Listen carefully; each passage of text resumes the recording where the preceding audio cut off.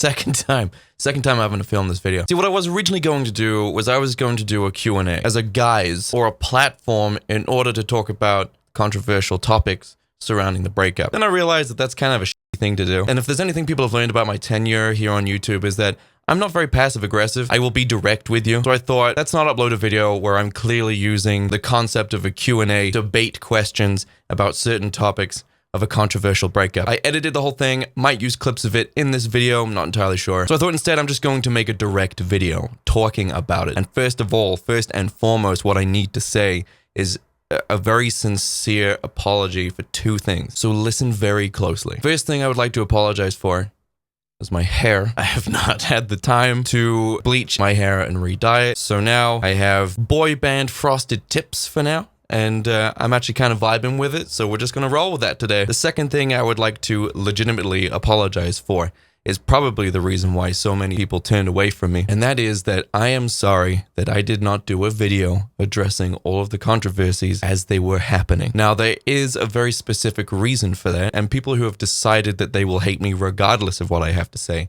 will not believe me. But I do have it in text form from like a year ago to Kaya, so Kaya knows the reason why I haven't done a video like this. Some of the smarter individuals amongst you, the experienced in long-term relationships, figured this out immediately. So I'm actually going to lay things out very clearly today so that you guys can take stuff out of context later and spin the narrative. So to circle back to the apology here, I'm sorry that I did not do a video acknowledging and explaining the controversies that were going on at the time, but I'm apologizing because for those of you who wanted to fight my corner, for those of you who were confused as to why someone like me, who you thought was, you know, a nice dude, suddenly did this out of the blue, and for those of you who were dealing with other people criticizing me a lot less maturely, let's just say, I'm sorry I did not give you the tools in order to argue back, to fight my corner for me. Essentially, the way I look at it is, since I wasn't giving any facts, Kaya wasn't giving any facts, but that doesn't matter to the negative force during the controversy. They were willing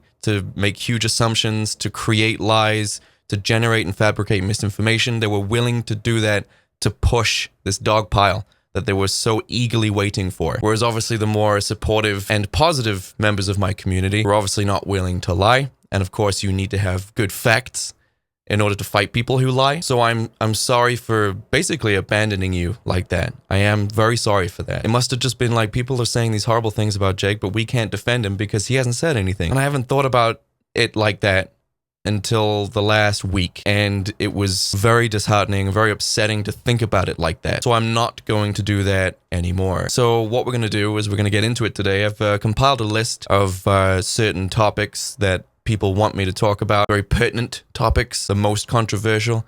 I will also be doing a follow-up video to questions in the comments section. Try and keep them civil, guys. I know you want to attack the hell out of me, and you are, and listen to this, right? Listen to what I'm about to say. You are perfectly allowed. I have no issues, no qualms with it. If you want to go to your weird little hate websites like lolcow or some weird Reddit thread where you guys just spend time hating on people, because I'm not the only one. I'm not special. I'm not the only person who's being hated on. I know these websites exist. They probably exist in some way to help people vent, but you are perfectly valid to hate the living crap out of me on any of these forums. I don't care. If you want to go somewhere to talk about how much you hate me, that's fine. I don't care. I know about lolcow. I don't read it. I know about Reddit threads. I know about Facebook groups and Discords. I know you guys are doing it. I'm aware. I don't care. It's fine. As long as it remains factual. And this is where the line begins to get crossed. And this is the line I'm going to be talking about today, as well as various other aspects. But when people start to generate rumors and make ridiculous accusations and assumptions that are completely baseless, like there's no evidence for it at all, and those rumors start to spread, that's when I'm going to start addressing things. But this past year has been an absolute roller coaster, just to say the least. Absolute roller coaster. And I've had to watch my career that I worked so very, very hard on myself. No one gave me a shout out. No one posted my video in their stories. No one famous. I posted a video. It did super well. And then as soon as I got back from my show in Birmingham, I sat down and I worked my ass off and I built what I have from the ground up myself. I did that. That's what I did. I know people have been trying to strip it from me, saying that Kaya made me who I am, but That's literally not the case. I thought that was going to be very easy for people to figure that out, considering the sleuthing that people have done into my life, invasive they've been into every single social media, every single public analytics. Somehow the fact that Kaya had nothing to do with my popularity at all completely slipped their minds was extremely telling. It told me that you guys weren't willing to acknowledge the facts that I have done this on my own. And then that led me to believe that there's a lot of things that you guys were willing to believe that weren't true. Literally anything that stripped me of any achievement that I had gotten on my own. Money and fame. These two things I worked really hard for. People were so excited to strip me of both of these things. So I'm going to address those today as well, with financial records and also Social Blade analytics, because they're public. This is why I was really frustrated that people thought that I was in any way a product of Kaya's popularity. In fact, that's what we're going to do. So we're going to just look at that real quick. So here's a graph of when I became popular back in 2019. As you can see, there is a steep rise here, very steep, drops in August, and then it goes back up again. Whenever lockdown kicked in, and I was there for you guys every single week, streaming and creating videos. Even though I was locked in a house in a very toxic relationship, I spent my time creating content for you guys. I knew how much lockdown sucked, and I wanted to be there for everyone who was watching because I knew it sucked for you as well. And then here's Kaya's Social Blade around the same year. It's just kind of common sense that, you know, someone can't give you more exposure than they have themselves, if you know what I mean. It doesn't really make sense. If anyone wants even more analytics about this, feel free to ask. I can go into even more. I can bring up each video. I can bring up the videos that were getting extremely popular at the time. Like, for example, my E-Girls video. You know, Goth Reacts to E-Girls, the first one or the second one that I did with the pink eyeshadow. That went hugely viral. Almost 100% certain Kaya did not post that anywhere. I can also show you exactly where those views were coming from. They were coming from recommended. In fact, I can just show you that right now. So here are my two viral videos, the two that got me 90,000 subscribers before the controversy, and then YouTube also subsequently dropped me from the algorithm. So as we can see here, the analytics, the traffic for my videos were coming from recommended, not from anyone else's Instagram sources, not from other websites that, you know, people could have tweeted me, not any Facebook pages or anything like that. People weren't following links or swiping up or following a story link. All of the views on my two biggest viewed videos were coming from recommended, meaning they were authentic. People saw my video on their YouTube feed and decided to click it themselves. My views and my popularity were in no way influenced by anyone else. In fact, I can actually show you what my views were like when my views were entirely influenced by Kaya. So if any of you remember my daily vlogging adventures, it was just me and Kaya going out doing stuff, mainly me. And I would only get about 4,000 views per video, mainly from my subscriber base. And then obviously whenever Kaya would appear in my videos, these were the views. Nothing compared to, you know, a few years later when I got big on my own and I built this channel myself. So that's just a brief dip into the origins of my current popularity. It was me. I did that. I worked hard. Stop trying to strip that from me. I did that myself. Editing through the night, 4 a.m., streaming into the night, coming up with new ideas, trying out different setups for better audio, better cameras, trying to find the best, easiest way to view and listen to my content so that you guys had a very positive viewing experience. Did not appreciate people trying to strip me of these achievements. I worked very, very hard for those. For you. I worked very hard for you. Even before people started watching my content, I was still uploading like crazy. I didn't let a lack of views dampen my spirits to create content. I was always doing it. Who do you think edited and set up and managed MAG? That was me, baby. There used to be a video on the MAG channel showing you that I did everything. But here's how an average week would go. I would work Monday to Friday at a 9-to-5 job to pay for all the bills and the rent. There were moments throughout me and Kai's relationship where it wasn't just me paying the bills. It was a collaborative effort. Sometimes I brought in more money from MAG. Sometimes she brought in more money from her channel, from doing a brand deal or something like that. Before that, it was just me working a 9-to-5 because Kaya's channel was demonetized for about a year. So from 2014 to 2015, I believe, and then it was remonetized again. And then from the beginning of the relationship from 2010 to 2014, I was the one who was going to work and paying the bills and splitting my income between the two of us. I actually might go into more detail as to why we stopped paying all of our finances into Kaya's PayPal account and started putting them into my PayPal account. Something was the catalyst for that. Might get into it in this video. I'm not entirely sure if it's even relevant, but an incident did occur. Because I didn't have a PayPal account, all of our money from MAG and her account went into her PayPal account, and then she would send me the money and I would pay all the bills and then split the remaining between the two of us so we had the same amount of money. Again, if I brought more money in or if she brought more money in, we'd pool it together. I'd pay the bills and then split equally between the two of us. In my naivety, what I should have done was created a third account or a second account, I guess, where I created a savings that I didn't tell Kaya about and put money in there. But instead, I just paid the bills and split literally everything that was left between the two of us. I could have started a savings account with that. She could have started a savings account with that. I'm not entirely sure what went down. This was like 2016. It's a long time ago. I'd have to log into my old PayPal account in order to find all of these statements. I can do that if you guys really want me to. Though Kaya's never had to present this level of evidence for you guys to believe that she was the one who was supporting me financially. But we're going to get into that. So a typical MAG week would be I would work 9 to 5, Monday to Friday. On Saturday, John would come over. I'd have everything set up, take about an hour. It took a while to do. And then we'd record games. And we'd record games for, like 6 hours. We'd record 14 episodes in one day because I wanted to operate on 2 episodes a day every day, just like the Game Grumps did. And they're the reason why I got into YouTube in the first place. So we'd record all the episodes on Saturday. By Saturday night, I was taking everything upstairs and exporting everything to an external hard drive, which I would then take upstairs. I would literally spend all day Sunday editing. From the moment I woke up to the moment I went to bed at like 2 a.m., I was editing 14 episodes on a very slow computer. Monday morning, I would upload Monday's video. So I'd wake up on Monday morning around 5:30 a.m. because the region I worked for, the company that I worked for, was South Africa, and South Africa are 1 hour ahead. So if I got to work at 8, that's their 9 o'clock. So I had to operate my entire life an hour earlier. So I'd wake up Monday morning around 5:30, giving me enough time to then upload the videos that were exporting overnight to the MAG channel. By the time they finished uploading, I was at work. When I got to work, I'd log into the MAG YouTube channel, add descriptions and tags, schedule them, boom, done. That's Monday done. Then I can do work all day. Get back Monday evening, where I would then finish uploading all of the videos that were then finished exporting from Final Cut Pro. So there were now 12 episodes ready to be uploaded. I'd set all 12 to be uploaded, and then I'd wait all night till Tuesday morning, where I'd add all the descriptions and the titles and the thumbnails the next morning on Tuesday morning, which means from Tuesday to Friday, I was clean. I had clear, nothing to do. No YouTube work to be done. And then the whole thing would start again on Saturday. Now, things did become even more difficult for me. I had to take on even more of a workload, and you will find that this is a common theme in this video. Me having to do more work in order to, people please everyone around me. So John, who used to be on the MAG channel, got into a relationship that was not entirely healthy and not really one to talk. Me and Kaya's relationship wasn't great either, which I guess gives me equity to squander whenever it comes to saying that. John became very stressed.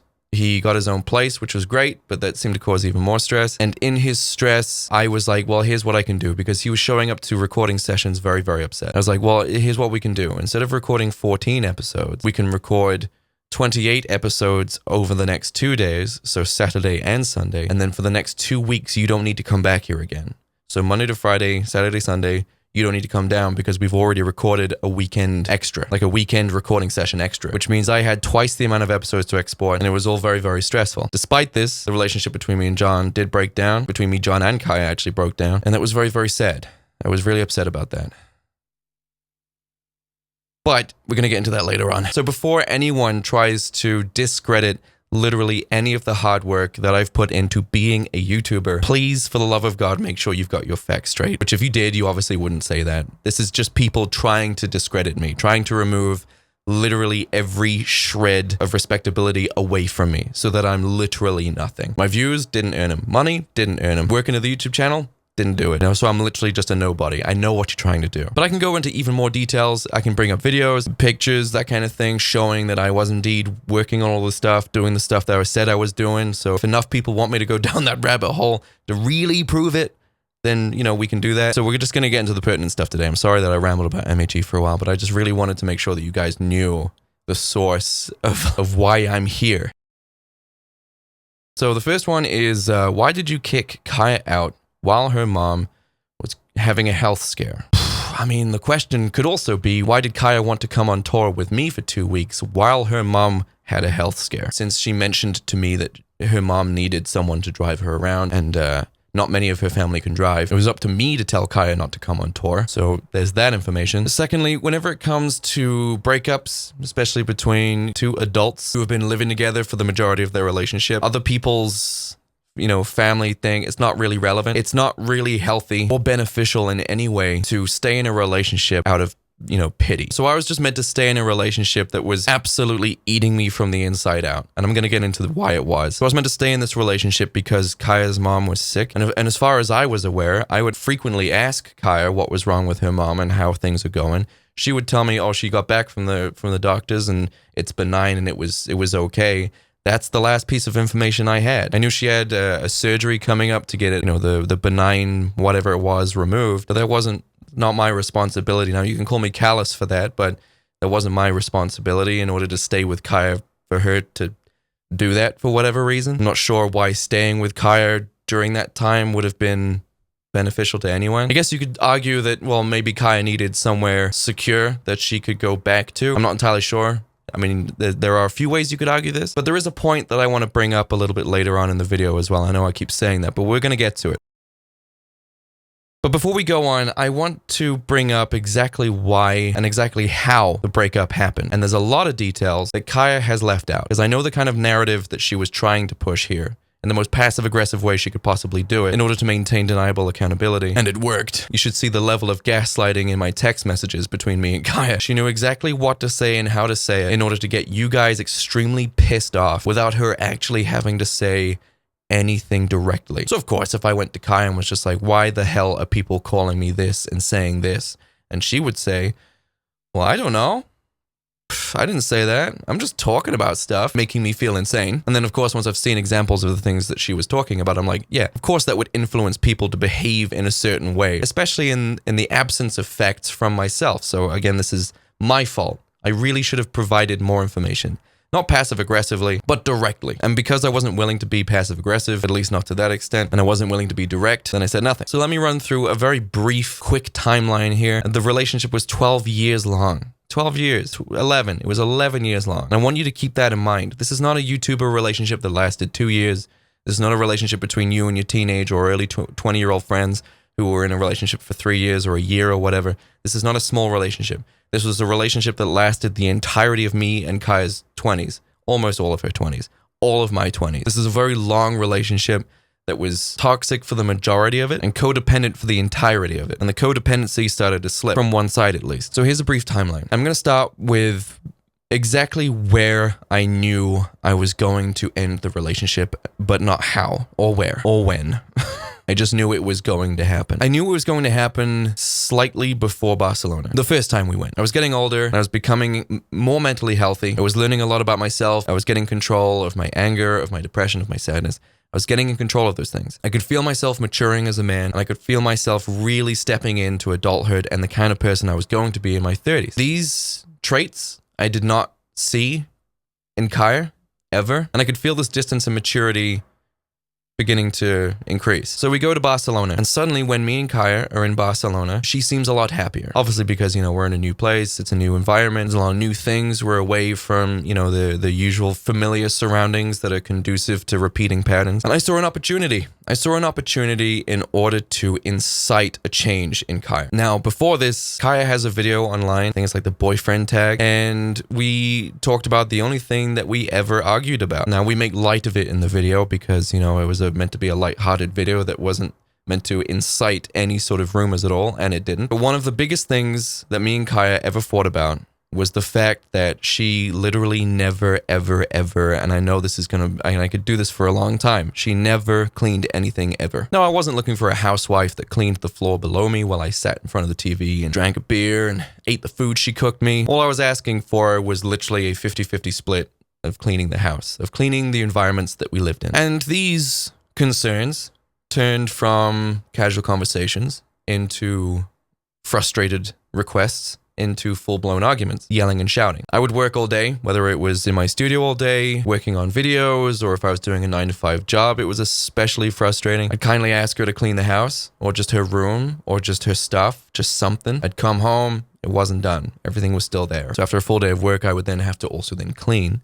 I thought, this is kind of frustrating, but, as the relationship goes on, I'm sure she will learn to do this. She didn't. And then I began to realize that she wasn't cleaning because she had a severe lack of respect for me completely. Like in my household, if my dad asked me to clean the house while he's away at work, like do the dishes, for example, because I respected and I loved my dad while he was away at work, I would do the dishes. That's just how things worked, you know? He's going out, earning the money. I get to stay at home playing video games all day. The least I can do is clean the dishes so that when he makes food for us, he has clean plates to use. And again, I'm talking about, this is 12 years, 11 years of a relationship. This isn't just a few months where like they wouldn't clean. Oh, how frustrating, Jake. No, this is 11 years. Day in, day out, week in, week out, month after month, exactly the same thing.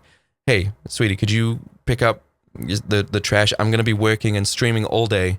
Could you just, you know, the kitchen, the dishes, the cat litter, just something, please. Just the one thing. Just do that for me, please. Met with, I'll try. I finish streaming, I finish editing, I go to bed, I wake up in the morning, guess what's not been done? And this is like every day, every week, every month. And then the requests would then end up in like crying, her crying, and me getting angry because I was just so frustrated. I couldn't understand why she wasn't doing it. Then she realized that it could have something to do with ADHD. And that's exactly where things got even worse. Once she realized that not being able to clean the house could be a symptom of potential ADHD, she tried even less to clean because she realized now that there was an excuse not to clean because now she has potentially ADHD. And there was a few things that she did with this as well. She would never try to find a way. She would never try to work through anything. There always had to be a reason why she was doing that, and there has to be a pill or something she can do or take in order to suddenly make her want to do something instead of just actually just doing the thing. So she went to 2 public doctors, GPs, 2. I believe it was at least 2, in order to try and get an ADHD diagnosis. She was denied both times, and then her dad paid for her to go private, where she then got an ADHD diagnosis along with the medication. She was excited. I was excited. I was super excited. I'm like, yes, cool. She's got the medication, the medication she's been talking about for months. And she promised me that when she starts taking it, that she'll start cleaning and she's going to do all the things that I've been asking her to do for the entire relationship. First month goes by, medication doesn't work.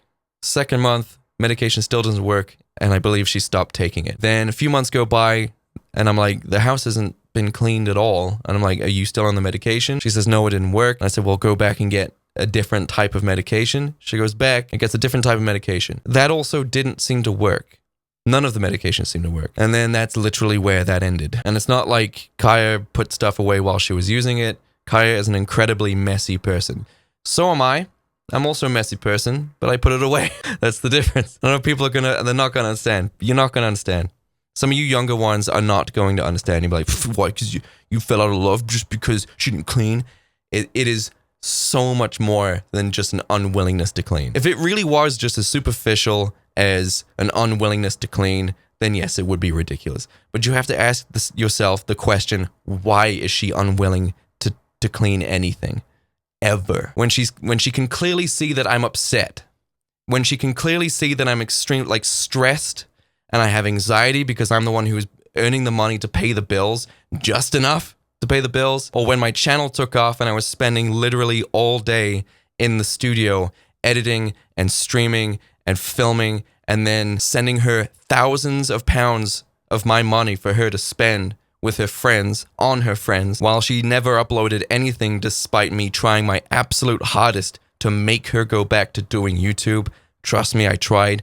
Where do you think the MacBook Pro that she's using came from? Where do you think the camera she's using came from? Where do you think the iMac that she's using came from? Why do you think I bought her a studio to use? And why do you think I furnished that? Why do you think I bought her literally everything she needed in order to do YouTube? Why do you think I emptied the attic space that we so sorely needed because Kaya hoarded so much stuff? I had to find a space for everything in the attic so that she could have the attic space to work in it. And she didn't use it. $550 equivalent for the studio space, that giant studio space that she had. Never used it. The $3,500 iMac that I bought her, I think it was that much, so that she could do work. Never used it. Might be using it now. I'm not entirely sure. But it was so frustrating. Like, she could see that quite obviously I was trying to get her to work. I was trying to invoke that inspiration to do YouTube again, to help income into their household. Not that we needed it, but I was helping her to try and find a purpose. I was willing to buy property in Barcelona so that she could open an art shop because she's actually very good at art. She's a very good artist. So I bought her really expensive art supplies so that she could possibly paint and then sell her paintings on Etsy or something like that. Didn't fancy doing that either. So she didn't want to clean. She didn't want to work. And then we get into the romantic aspects of the relationship. I have a very, very, very high sex drive. I'm ready to go all the time. And my love language is intimacy. It's touch. And when I realized that I was no longer being touched and no longer being physically appreciated, I asked if she could do that. She said she would work on it. She didn't. So I developed this extremely damaging complex. These nasty, deep-rooted insecurities that came out of, why doesn't my girlfriend want to touch me? Why is it that if I don't initiate it, it never happens? And that's true. It didn't happen for a year because I didn't try. I stopped initiating, and we didn't do it for a year, and it didn't seem to bother her at all. So then I developed a really deep-rooted insecurity about, the length of my neck and my height and the shape of every limb on my body. Trying to get skinny, or no, trying to get muscly. That's what she would probably want. No, let's go skinny. Maybe that'll work. Did everything I could. Became obsessed with the gym. Became obsessed with food and diet. Tried everything I could to try and look as good as I possibly could, to try and see if I could somehow become what it was that she was clearly not getting out of the person that I was. Nothing ever seemed to work. So I clearly wasn't physically attractive enough for her. I clearly wasn't respectable enough for her to want to do literally anything for me, like changing the litter box for the cat that she begged me to get. I didn't want a cat, but Kaya wanted a cat, so we get a cat. Usually how things worked. Wouldn't do the dishes. I'd do the dishes. Wouldn't sort through her clothes. I had to sort through her clothes. Wouldn't pick up any of the trash. I had to do that. I had to literally clean up around her while she was lying down. If someone ever said, what is the most consistent image you have of Kaya from your 11-year relationship? My most consistent image, if someone asked me to paint my relationship, how I saw Kaya in the relationship, it was her lying down in bed with a laptop. That was pretty much her permanent state. It's literally what she did. Surrounded by Monster cans and food from various different places like McDonald's and KFC, probably one of those places. Sushi containers. And I'd have to go in, pick all that stuff up. And I'm going to tell you now that got worse. It didn't get better. It got worse. So I was having to deal with all these kinds of things. I was extremely stressed out. I had no support network at all. I didn't have any friends to confide in emotionally. Kaya was not emotionally available to talk to me about anything. I remember the most depressed I ever got. And I just felt so alone, man. I felt so alone. I had to pull myself out of it. That's where Make It a Great Day came from. People always ask, hey, Jake, where did Make It a Great Day come from? It's because I had to learn how to deal with my own emotions. Getting angry is a very valid emotion, especially for young men. In my early 20s, I was paying rent for my own place in a new country, working a 9-to-5 job for a job I've never done before, going home to a house where a girlfriend was not literally doing anything to help me out in between these long shifts and this massive life adjustment. I was super alone, man. And not long after I moved to Northern Ireland, I had some shit with my dad, and now I haven't spoken to my dad in 7 or 8 years. It's been a very long time. So I was just flying out there. I was just floating off into space. I had I had no support network at all. So I had to learn how to control myself and control my depression and my financial anxiety and everything I was stressed about, everything I was getting angry about. Obviously I never struck anyone ever. I was a very frustrated individual and no one seemed to want to help me out. So fast forward to 20s, who cares? And me and Kaya go to Barcelona for the first time. And for the first time, I can see an initial change in the way that she was. Or maybe we just enjoyed spending time together a little more because we're in a new country, right? We're somewhere that we've never been before, never thought of going before, and we really liked it. Or we both liked it individually, but I'm going to get into that later on when I talk about me and Kat going to Barcelona and people having reservations about that. So we come back from Barcelona. And while I was there, I was like, we're going to move there because I need to try and save this relationship. Because I was freaking out. I had been in this relationship with Kaya for 8 years, 9 years by the time we went to Barcelona. And I was like, this is most likely going to have to end. I've matured. I've become a 30-year-old man, in anticipation of becoming 30. I've matured and she hasn't changed at all. Literally the same arguments we're having now were the same arguments we were having early on in the relationship when we were like teenagers. And I can't put up with it anymore. But the mere prospect of being without Kaya was horrifying. It was so scary. I had a pit in my stomach. I was shaking and lying awake at night. Couldn't sleep. I was like, I can't end this relationship. I have no idea how to do that. I have no idea how to end this relationship at all. I'd had similar feelings surrounding arguments in the past, you know, when you're all heated and you're all pissed off because you're not getting what you need out of the relationship. And then as soon as things go back to normal and it's just like, hey, sweetie, what do you want for dinner tonight? And everything's back to normal and everything's great. Then you don't think about breaking up with them anymore, right? I think everyone has an argument, like a significant argument with their significant other. And they always have that brief moment where it's just like, I wouldn't be having this argument right now if I was single. But suddenly, even between the arguments, I was starting to realize that I was not appreciated in any way other than the security that I provided. And I wasn't being respected for the security that I was providing. I was with a deadbeat boyfriend.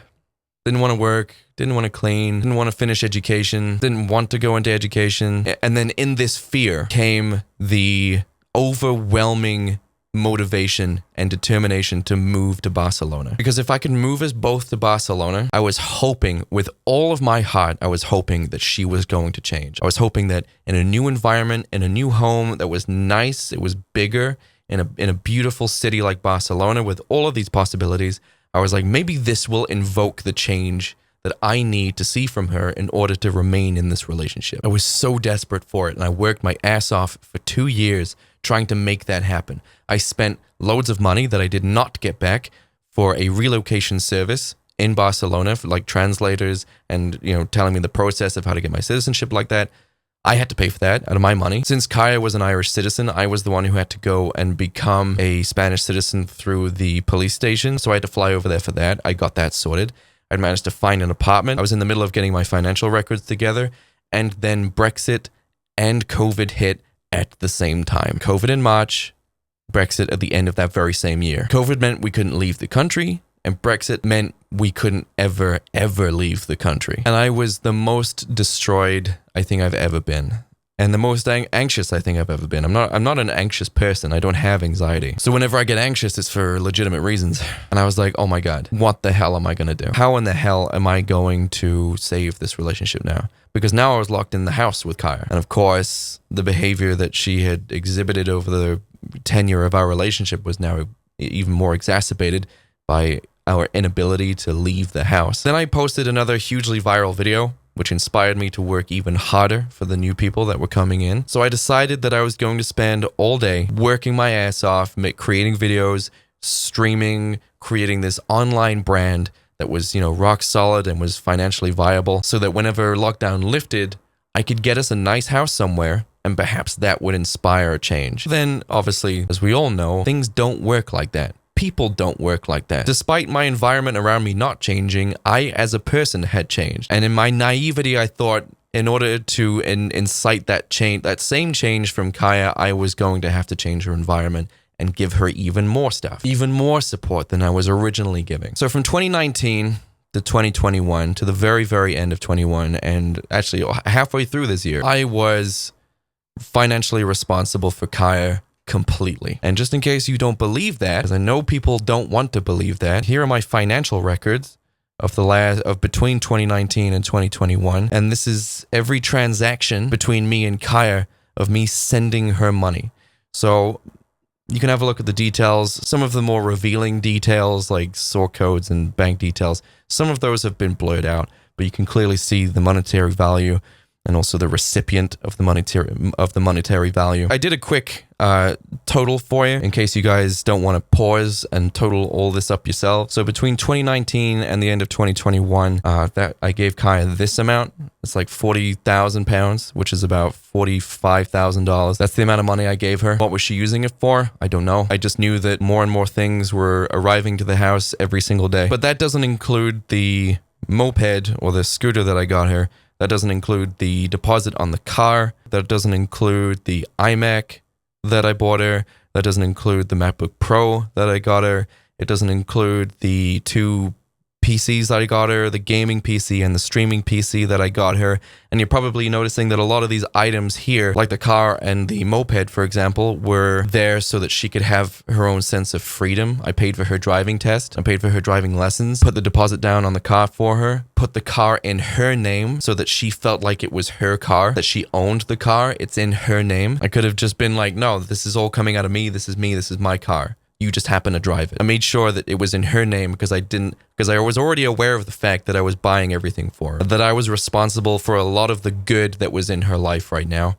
And I just wanted her to feel like an aspect of her life is in her control. It's got her name on it. So that was so that she could have her own freedom, and she definitely used them for that purpose. You're also noticing that some of these other items as well were all intended for use with her YouTube channel. You know, I was trying to inspire her to do streaming, trying to inspire her to do, you know, different types of content. I was trying to help her with her content, give her advice about the kind of things that she could create in one ear at the other. She didn't listen to a word I said, never wanted to listen to a word I ever said, despite my channel doing very, very well and clearly knowing what I was doing. She didn't seem interested in listening to anything I had to say. I could possibly help her with her channel. Offered multiple times to help her set up her streaming. Both, I gave her the same audio setup that I'm using right now. Didn't want to use it. Barely used the iMac. Used the MacBook Pro quite extensively, but Kaya's always primarily operated on a laptop or a MacBook, but she primarily used it to buy stuff. It was a very expensive Amazon shopping tool that I got her. Now, people are going to start trying to say, like, well, financial abuse, but I just want to point out the definition of financial abuse here and dissipate any rumors that you guys have. Financial abuse involves a perpetrator using or misusing money which limits and controls their partner's current and future actions and their freedom of choice. So giving her the tools to drive anywhere she wants, anytime she likes, in a car that's in her name, using a MacBook Pro that is hers, an iMac, a studio. Oh, that's right, yeah, the studio. Let me total the studio in there as well. So if we total all of this up right now, so including the actual money that I was sending Kaya for her to spend on whatever she wanted, on top of that, all the items and the studio rent, this is the new total. And I can already see you guys are probably getting upset about this, but the only time I ever saw Kaya happy was when she was spending my money. And you're probably thinking, Jake, considering all of the things that you bought her, all the things you were doing for her, did that change her behavior? Did she start cleaning anything? Did she start respecting you a little bit more? Did she start doing little things like telling me I looked nice, or saying that Monroe's music was good, or just doing a dish here and there, or just keeping one room tidy, like that's her room and she keeps it clean, like the bathroom or the bedroom, for example? No, she didn't change at all. But I was no longer bothered because as long as I saw her happy, I guess I didn't need any of those things. Also, the items that you can see listed here are all items that she can use in order to create her own income, to earn her own money from a job that she'd already set up as a precedent, YouTuber. So she had the ability to drive anywhere she wanted, anytime she wanted, to create content of the highest possible quality in any capacity or volume that she wanted. It gave her all the tools that she needed, and she chose not to use them. So there was no financial abuse there. So financial abuse can include using credit cards without permission. Well, Kaya had her own debit card into which I would put money, putting contractual obligations in their partner's name. So even though the car was in Kaya's name, I was the one paying for it. So contractually, it was in my name. So if any payments were missed, same as the insurance, actually. So if she crashed, I'd have to pay more. And gambling with family assets. Well, I don't gamble. So we can just get rid of financial abuse off the table. That's not a thing. Again, it's something that people were trying to perpetuate in order to discredit any sort of financial benefit I provided to Kaya. It's like, oh, it's so nice that, he's willing to give so much of his money in order to make sure that she's provided for, has the tools she needs to do her jobs and her hobbies. No, people instead were like, yeah, could also be financial abuse. So maybe it's not nice at all. Further adding to the villainization of me. So let's fast forward. It's the end of August 2021, and we move into this house. Kaya didn't like this house. I would also like to point out that despite the fact that Kaya wasn't working on her YouTube channel at all, she pretty much walked away. I think she did one video a year. In that year, every house we looked at, Kaya always wanted the bigger room for herself. So despite the fact that she knew I was the one who was doing the most work, and whose work was far more valuable, she didn't see it that way. Again, this plays into the respect thing. She didn't respect literally anything I did for her for myself, for our benefit. Didn't care. It was always, I'll take the smaller room and she can have the biggest room. And every single time I had to remind her that that is not the case. I know I've got 2 desks here for writing music and doing the YouTube channel that's allowing us to have this house. I've got the musical instruments here, the streaming setup, the music setup. I obviously need the larger room. It's not like she wasn't having any room at all. I was just having the larger room. And you might be thinking, Jake, is this before she had her giant studio at the studio complex? No, she already had the giant studio. She also wanted the biggest room here too. So she had a giant studio that was fully furnished with a huge TV and an expensive couch, furniture and all that kind of stuff. I made sure it was like habitable and it was comfortable to be there. I offered to get contractors in to put a ceiling in, to clean it out for her, to set up the other side that was meant to be the pink side. No, nothing seemed to work. She didn't want any of that. She always said she'd do it herself and then never did. And then subsequently, because she'd never clean it, she eventually stopped using it. So she had that studio, that giant studio that was bigger than my studio, way bigger than my studio. And then she also wanted the biggest room in each house we looked at so that she could have that one as well. But luckily for her, this house, this studio, and the room that's next door, which was going to be her studio, were the same size. So that was great. So we move in August, and I'm like, great, new house, new environment. It's nice here. It's a nice area. It's a nice building, it's a nice neighborhood. It's a big house, plenty of space, everything she needs, everything I need. We've got a big kitchen. We've got 2 similarly sized rooms that we can use for work. I was like, this is it. This is the final stand. This is Helm's Deep. Or I guess the fight at the Gates of Mordor, I guess, is the final fight in the Return of the King. By fight, I mean a phase in our relationship that I was like, I hope this works. So we move into this house. And I can only, I think, probably take responsibility for Kaya's behavior. I'd basically shown her that I would do everything for her. And because my channel was doing very well and I was earning quite a significant amount of money, I was actually quite content myself. But I was not going to let that cloud me. Again, I was talking about that I'd gained a level of maturity in the last 4 or 5 years. And I wasn't going to be influenced or blinded by, momentary success on YouTube. I had to acknowledge that there was a real problem in the relationship. So between August and October, and this is where shit went south real fast. We move in here, and within a few weeks, I have this studio set up. If you remember, there was no lights, there was no furniture in here, there's barely anything in here, but I got it working just enough so that I could start doing videos from here. Now, I don't know if I have a picture of it, but Kaya's studio was completely untouched. Oh, no, wait, no, there was something in there, sorry. There was a huge pile of Halloween shopping in the middle of the floor. And that Halloween shopping came from when I had to drive her and her friends an hour to the next biggest city because Kaya heard that the HomeSense there had already gotten their Halloween stuff early. So I drove them all up there and I paid hundreds of pounds for a lot of Halloween stuff that didn't end up being put up, and it was in there. I just put it in there.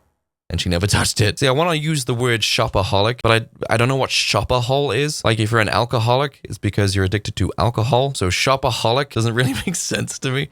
What is shopahol? But Kaya most definitely, and I learned this when I started making more money, Kaya has a severe shopping addiction. We moved into this house, and Kaya spent way too long being very, very picky about how her studio was going to be set up. And it was going to be overly complicated, and I helped her in every way I can, but she didn't listen. Didn't seem to care about any input I had. Again, deeply frustrating as a partner, but we've already been through that. And I was, by this point, I was already very defeated by this fact. So I was just like, okay, well, how do you want to do it? And of course, the way she wanted to do it was very, very difficult. And as we can all tell by this point, she never ended up doing it because it didn't make any sense. But I bought 2 desks from IKEA that she took a liking to. Now, they didn't come in black. They came in white, but she wanted them black. So what she did was she bought some, without doing any research, she bought some spray paint. And she took them out the back, in the back garden, and she put up a spray guard, like a spray sheet over the back fence, duct taped it shut, this big clear sheet in the back garden, propped up the desk and began to spray paint it and cleaned up some of the the smudgy areas on the desk using these kitchen towels, these paper towels. What did she do with these paper towels? She threw them in the back garden, in the grass, where they were rained on and essentially became mulch in the back garden. There must have been about just loads, like 20 big paper towels all scrunched up and thrown into the grass. A small little back garden we had. Did she clean them up? No. I asked her to clean them up. Did she clean them up? No. Who ended up having to clean them up? I did. It took 2 weeks. After 2 weeks, I was like, I'm just gonna have to do it. What did she do with the desk? Once she realized the spray paint didn't work on the desk, she left the desk there in the back garden, propped up against the fence. And then when she brought the desk inside, she left the spray sheet on the back gate, duct taped so that no one could use the back fence, and left it there for weeks. I had to go out and pull that in. Now, this is where things actually get to the point where I'm like, I'm going to end this relationship because I am tired of being treated like shit. We move into this house. It's fantastic, right? But I can't enjoy it yet. Neither of us can, because the old house is still a hoarder's nightmare, or a hoarder's wet dream, I guess, because there was stuff, primarily Kaya's, everywhere. Everywhere. It wasn't just trash that you could just throw in bin bags and out the front door into a skip or anything like that. No, it was mountains and mountains, years of Amazon Prime purchases that were never used, projects and hobbies that she never stuck to, just piled up in the corner that she would not get rid of despite me pleading for her to get rid of it in some way. That's why cleaning was even more frustrating over the years, because I always had to try and find a place for her stuff that was always being added on to. So she'd buy new stuff, she wouldn't use it, and then I would then have to clean that stuff and try and find a place for it. At the same time, we're moving out of the old house, and we're having to clean out the old house and move it into this house with a time limit. We were running out of time. I was also in the last month, 2 months of the tour coming up. So I was doing a headline tour of the UK, which turned out to be very successful, and I'll always have very fond, wonderful memories of that tour. Meeting everyone and seeing everyone's faces in the crowd and people singing along to the songs. I will never ever forget that high in my life. That was the greatest moment of my life. Even though I was sick as hell, I don't even remember being sick. It takes me a while to remember that I was sick for most of the tour, because all I remember is just getting up on stage and just having an absolute blast. Meeting loads of people, taking selfies and pictures, and talking to the fans that I've been providing content to for years.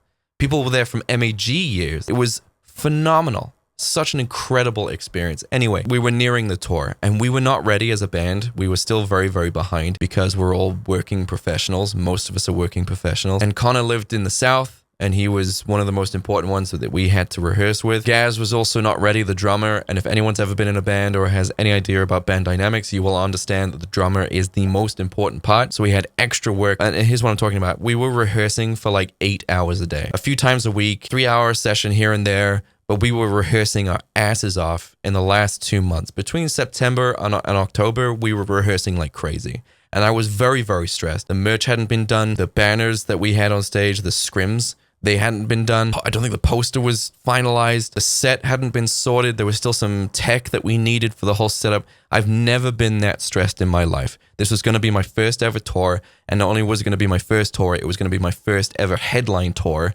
People were there to see me, Jake Monroe, perform their favorite songs. And we had to perform them right. I had pushed myself as a vocalist so hard. So all the while, I'm pulling all of this stressful shit with the band, like with the rehearsals and the gathering of the merch in a minuscule amount of time. And no, we did not manage to get all the merch delivered on time. I had to get a portion of the merch delivered to a hotel in Swansea because not all of it arrived on time. But once I release the tour video, you guys will be able to see that. So while I'm doing that, I'm also solely responsible for cleaning out the old house, despite the fact very little of the contents of the old house was actually mine. So I'm going to talk about that right now because this is the most significant factor that led into me being like, this is over. There were some nights where the guys had to rehearse themselves, I believe. Can't really remember if this was around that time, but I do remember there was something like that, or I had to cancel a rehearsal or something like that because I had to keep going to the old house, or I just wanted to relax after a rehearsal, but instead I had to go to the old house to go and clean up the absolute shit tip that it was in. So I cleared out my studio where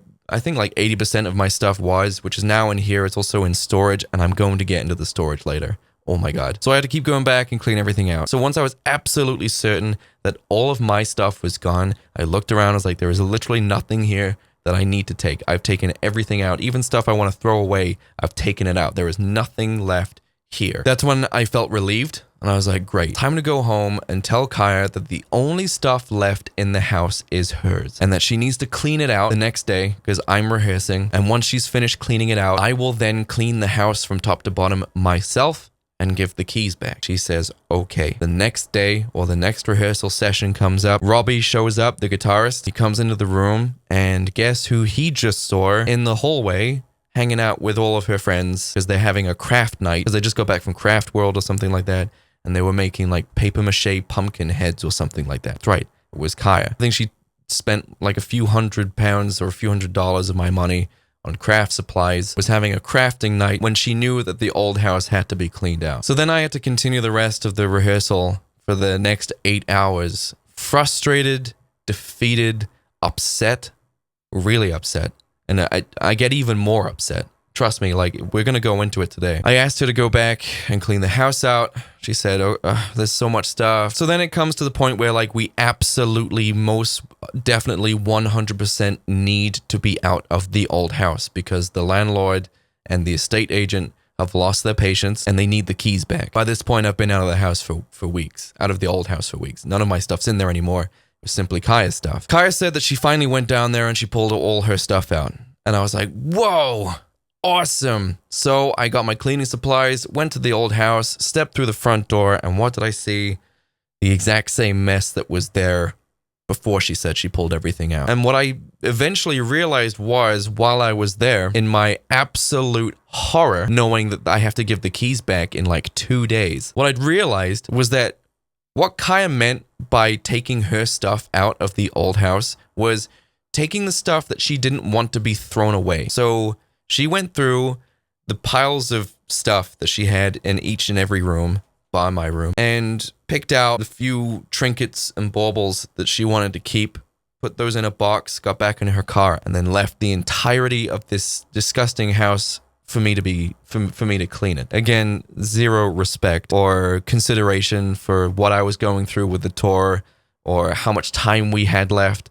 She couldn't give less of a As usual, she knew I was going to deal with it. She'd have to deal with me yelling, blah, blah, blah, blah, blah. But she'd learned over the years that after I'd had a good yell about her not doing the things that I asked her to do, I would go back to doing everything for her anyway. She realized that if she did that, she'd have to deal with me yelling for maybe a day, getting upset for maybe a day, and then I'd go back to normal. And she'd learned this pattern, and she relied on this pattern. So I go into their house, and in an absolute state of emergency, the very next day, I had to call a company called Cleaneroo, and I said, there is a house that needs to be cleaned out in 48 hours over the weekend. And I'm talking, it needs to be bleached. You need to take mountains of stuff to the tip, to the dump, to be thrown away.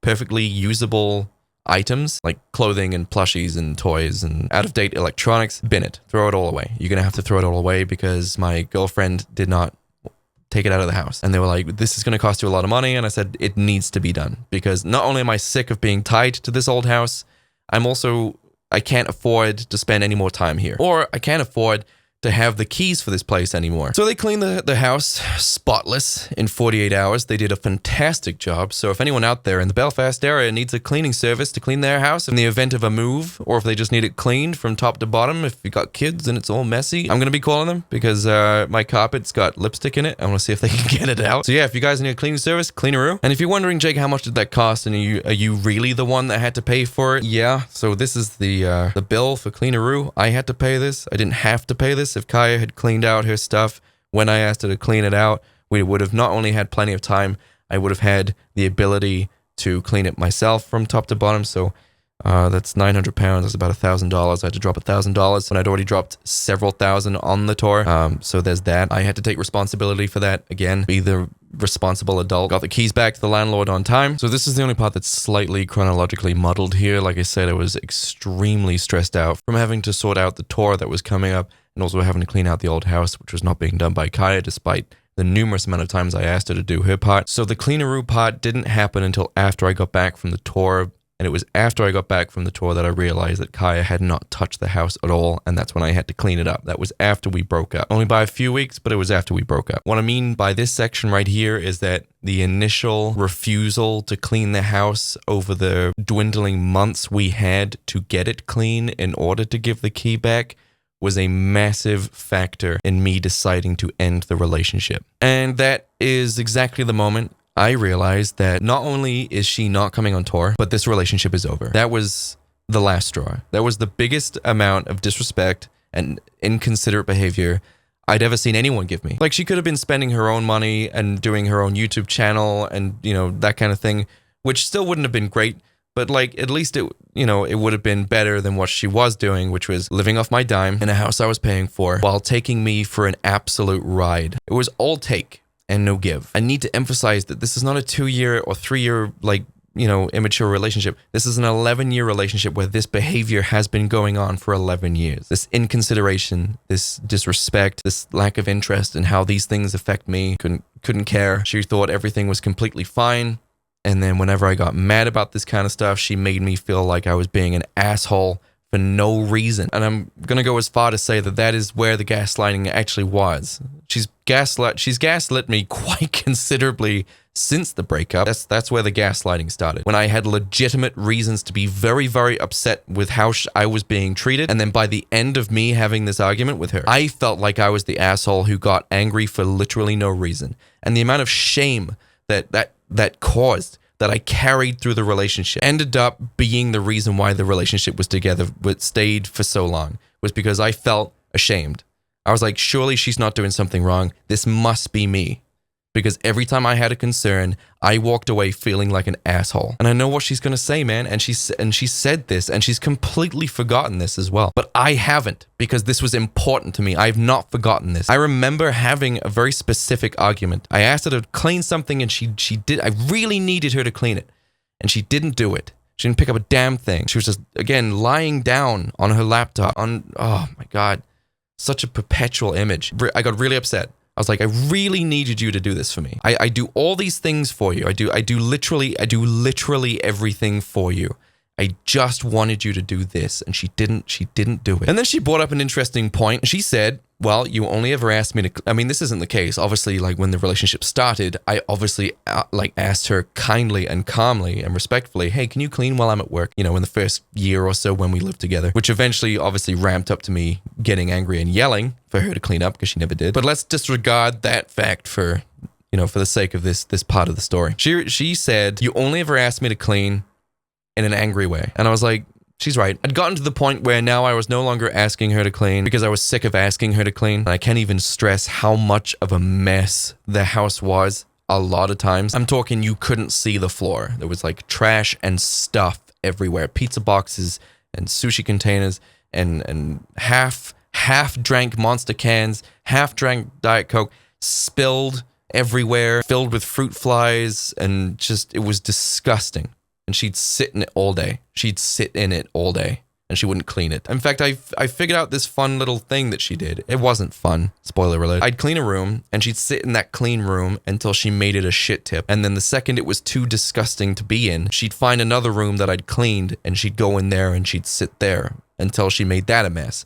While she was in the room that I just cleaned, I'd clean the room that she just made a mess, and then she'd make the room that she went into a complete shit tip, and she'd go back to the room that I just cleaned. So it was an endless cycle of like switching between 2 or 3 rooms. She'd sit in a room until it was a complete mess, too messy to be in, and then move to a cleaner room until she made that a mess, and then go back to the room again because I cleaned it while she was out of it. So yes, I was like, you know what? Yeah, it has been a while since I asked you calmly to clean something. You're an adult, Kaya. I shouldn't have to ask you to clean a room. You can see that it's a complete mess, but fine. I will oblige. And I made a note of this, a mental note of this, and I recorded it to my long-term memory. It is crystal clear in my head. She may have used that as an excuse to stop me from yelling, dispel the argument so that she can just go back to playing Fallout 4 or talking to people on Tumblr or whatever it was she did literally all day. And it worked. It diffused the argument and I walked away. And then I very mindfully made the note to ask her nicely to start cleaning. And guess what? Didn't work. Of course it didn't work. If I asked nicely to clean, she realized that there was no argument that was going to be had because I was calm. I asked her nicely for, I can't even remember how long. It must have been a year, maybe more. But I always made a note to ask nicely, could you clean, please? Could you, pick up the stuff. I'm just going to go out. I've got recording to do. I've got filming to do. I've got editing to do. I'm streaming. I have a million things that I do in a day. And she was just like, yeah, I'll try. Was always her response. And of course she didn't do it. So then we went back to the yelling cycle.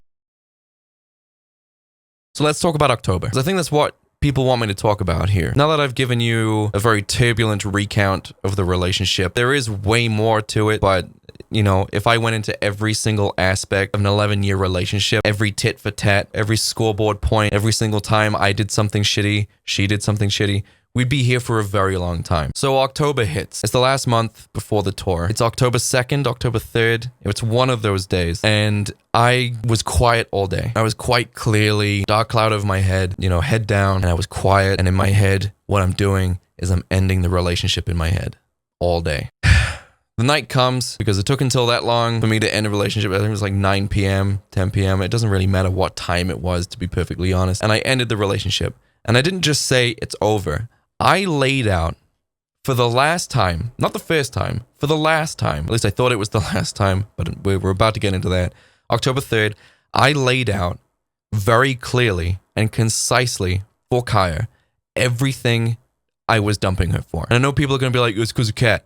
I wasn't talking to Kat by this point. I was breaking up with Kaya because of Kaya. Literally no one else. No one stole me. No one influenced me. I stood up for myself, acknowledged the problems, and I ended the relationship fair and square. And this is still something she refuses to acknowledge. And until she does, she's not going to get over the breakup. She's always going to be angry at me. She's just always going to be angry. I wasn't talking to Kat on October 2nd, 3rd. I hadn't spoken to Kat since like 2017. Me and Kat did not have a long time affair. I've seen some people say that me and Kat were cheating for a year. There's literally no evidence of this.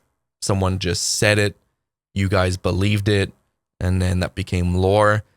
Never happened. I first met Kat at the Hex Bomb shoot in like 2016. Met Kat again at the Halloween party in like 2017, 2018. Between those two times, never spoke. At these events, barely spoke. There was no like flirtatious sharing of memes or how was your day. No increase in amorous activity. I was not juggling two relationships at the same time. But I'm about to get into this timeline now. It's October 3rd, 2nd. It's the beginning of October. I lay out cleanly and concisely all of the reasons why I am breaking up with her. All the taking from me, the lack of appreciation. And you're probably wondering, how did she take this? She threatened to unalive herself if I broke up with her, which was not new. She threatened that before. She tried to, and this is what made me even more upset. This is what made me really, really upset. And I'm about to get even more upset as well. And I'm not talking about angry. I'm talking sad, like depressed, sad. She mentioned all the things that I don't do for her. And immediately, and off the back of my hand, off the top of my head, I said and pointed out every single thing I had done for her, even down to the couch that I bought. Because I'd already bought a new couch, but Kai didn't like the new couch. It was like buying a cat bed for a cat. It's like you buy them a perfectly good cat bed, they just won't sit on it. So I had to buy another more expensive couch, which took way longer to get, just so that she had somewhere nice to sit in the living room. Because I knew she didn't like sitting in the living room. She always spent her time in the bedroom because she thought, without telling me, that the couch in the living room, she didn't like it. It wasn't comfy enough. She didn't like the way it felt or whatever. So I bought a new one, like a really good one, so that she would actually sit downstairs. So we could actually sit downstairs together and watch movies and stuff. Because every time I went downstairs to watch movies, she'd sit down for 10 minutes and leave because she couldn't stand the new couch that I bought. So I had to buy another new one. And these are the kinds of things that she didn't realize I was doing. Again, like right down to the couch level. Everything I did, I was doing for her benefit. Whenever I bought myself driving lessons, I also bought her driving lessons as well. And I paid for her so that she could eventually end up driving. She passed the test. I then also got her the car that she drives so that she could have that kind of freedom. I could have just learned to drive myself and said, well, if you want to learn to drive, get a freaking job and pay for it yourself. Until then, I'm the only one that can drive. And if you want to go anywhere, you got to ask me. Did I do that? No. But what made me really upset was I pointed out all of these things that I did for her. And it was news to her. She didn't realize. She didn't even bother to think about why I did any of the things I was doing. She didn't bother to acknowledge any of the things that I did for her. So I said, that's it. End of relationship. This is over. You don't give a shit about me, and you've made it very, very clear. You like the money. You like the stuff I pay for. You like the cleaning services that I provide. But outside of that, she clearly did not love me at all. And I got a confirmation for that, and I'm going to go into that later. And I said, you have to leave. And I'm going to go into that again as well. I said, you have to leave. We've got two well kitted out studios, fully furnished with like couches and heaters and flat screen TVs and PCs, literally everything you would need. It's like, you can go there for a few days until we figure this out, but I need to get away from you. This is my house. I pay for it. Comes out of my account. I pay the rent. That's why I stay here and you go. You wronged me. You hurt me. I pay for the house that we're living in. It makes sense that you go. You also have the biggest studio out of the two of us. You have way more space to go into. Was it cold? Yeah. It was winter. It was always cold. Did she have like 3 space heaters to warm herself up? Yeah. 2 or 3 friends that she can go and stay with? Yeah. Does her mom happen to have a 4-bedroom flat that she lives in by herself? Yes. All these options. She sends you updates from the coldest studio out of the 2. I did notice that she made the effort to film in the big cold one, not the small, comfortable, warm one that she was actually staying in. I don't know if she ever told you guys that, but she was living in my gaming studio that I spent a lot of money furnishing, which I couldn't use while she was living there. I was actually paying rent for 2 rooms that she was staying in willingly. $500 for her studio, $230 for the gaming studio, so it's £730, which is about this much in dollars, just so you guys get a reference for that, a month. And then I couldn't use my gaming studio, VR studio, while she was living in there.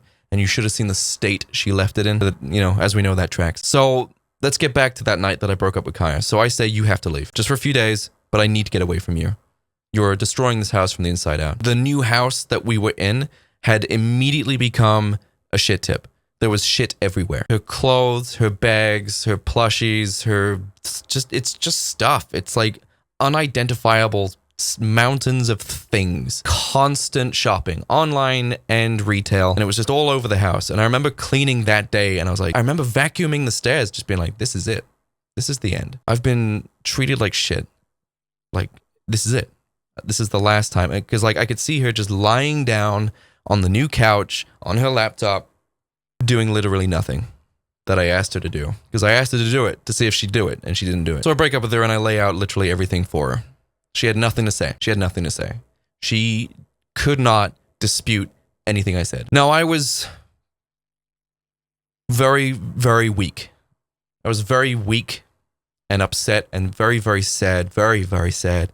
I was trying so hard to hold myself together. She had driven off to the studios. I was finally in this house alone, and I was a quivering tower of pebbles, man. I could barely hold myself together. I was looking at like her shoes and nearly breaking down in tears. I was looking at her piano in the corner and nearly breaking down in tears. I was trying to find a show that we hadn't watched together, because if I watched it, I'd be breaking down in tears. I paced the room, stepped outside. I had no friends to talk to. I couldn't talk to any of the friends I had at the time because I just don't like having friends, and I didn't have anyone that close that I could confide in. So I had to sit there and try and be man enough to stand up for myself and take this stand and not cave. I lasted 2 hours. I messaged Kaya and I said, I'm sorry. Big mistake. I said, I'm sorry. I take it all back. I will just continue doing everything for you, but please just come back. I'm so sad. I think she left her car there for whatever reason, and I went and picked her up, and I was crying in the car. I was really upset. I was so sad. Nothing compared to the next 2 weeks that would follow. We get home, and I'm just so happy that she's home. I'm so happy that she's back. I'm so happy that like heartbreak that I felt, that intense, like, I can't even describe it, like hollow feeling. I can't believe, like, I'm so glad that went. And I like, we immediately went to sleep because we were both immediately, like, emotionally drained. Woke up the next day, and I'm in my car, and I'm driving to rehearsal, or I'm driving somewhere to Tesco, I think, maybe, like a Kroger's. And I can't believe that I caved. I was kicking myself all day. I was so ashamed that I caved. And I was just like, how could I do that after years and years of getting the determination and the courage to do that, the courage to end a shit relationship where I was being used, clearly being used. I caved and potentially started everything back up again for who knows how long this could have gone on for. So I was like, do you know what? No, don't think that. Maybe the shock of this, the fear of the fact that I was so fed up with all of these things, that I was no longer willing to argue about them anymore. They were now relationship ending problems. And I laid them all out for her. I was like, yeah, no, that's right. Last night I laid out every problem. She knows the issues. She knows how we got to that situation. Maybe now the relationship can continue because she's going to change. Maybe this is the wake-up call she needed. Maybe now she's like, wow, I nearly lost Jake. My heart nearly broke. Maybe I should change. Do you know what? Maybe I should let him know the stuff he could be doing for me as well. Never happened. Her belongings, her stuff that was all over the floor, in the kitchen, in the living room, everywhere, hanging off doors and chairs and tabletops. Everything that was there the night that I broke up with her and told her to leave. And before you guys go, how dare you tell her to leave? If things were the other way around and I didn't clean and I didn't have a job and she told me to leave the house, would you expect me to leave the house? Or are we just going to live in a world where this double standard is justified? So before you start thinking things are unfair, try flipping the genders. And if suddenly it seems justified, congratulations, you've just found a double standard. So think about that. If I was the one with no money and wasn't cleaning and having everything paid for and making an absolute mess of the new house that my girlfriend had got for me, and I refused to do any work and I just hung out with my friends all day, and then she came to me, was upset and was just like, this is over, get out of my house. You guys would have expected me to leave. You would have been like, yeah, deadbeat boyfriend, get out. Girl, you deserve better. Just think about that, okay? Keep that in your head. Because I've seen some people being completely clouded by double standards that they can't see through. Anyway, so the stuff that was strewn throughout the house, the mess that she created, the mess that was there the night I broke up with her, one of the reasons why I broke up with her. 2 weeks go by. It was still there. It was still on the floor. Nothing had changed. Everything was still there. Exactly where she left it. And was I going to ask her to clean like a parent asks a child? No, she's an adult. I should expect her, by this point in her life, to do that herself. Especially considering that the relationship that she's been in for the last 11 years with a guy who pretty much did everything for her was about to end. Could end. It ended. For 2 hours. She saw that and was just like, oh, that was just one of Jake's little hissy fits. Now that he's got it out of his system, I can go back to doing literally anything I want. And she did. I think she went back out to like just hanging out with her friends instead of literally doing anything to help around the house or helping me during the tour. This is around the same time I was cleaning out the old house. This is all around the same time. And this is where Kat enters the picture. Now, I've always maintained to literally everyone who's asked, respectfully, privately. I've also maintained this to Kaya, but this doesn't seem to matter to her. Kat had literally nothing to do with the breakup at all. As I already detailed, I broke up with Kaya because of Kaya. She was the reason. I saw this. I saw that she hadn't changed at all. I saw that despite the fact that she could have lost me and she could have lost the house and her whole life would have turned upside down. I saw the fact that none of this fazed her at all. And she thought that now that I'd gotten that out of my system, she could just go back to just doing whatever the hell she wanted, treating me like shit and taking me for granted. And I can honestly say to this day, at that point, I have never felt more emotionally broken in my entire life. I'd laid out my emotions to her. Everything she was doing to hurt me, to show me that she didn't care, I laid it all out for her. And did she change anything about it when she came back? No, she did not. Devastated. I've never been more hurt.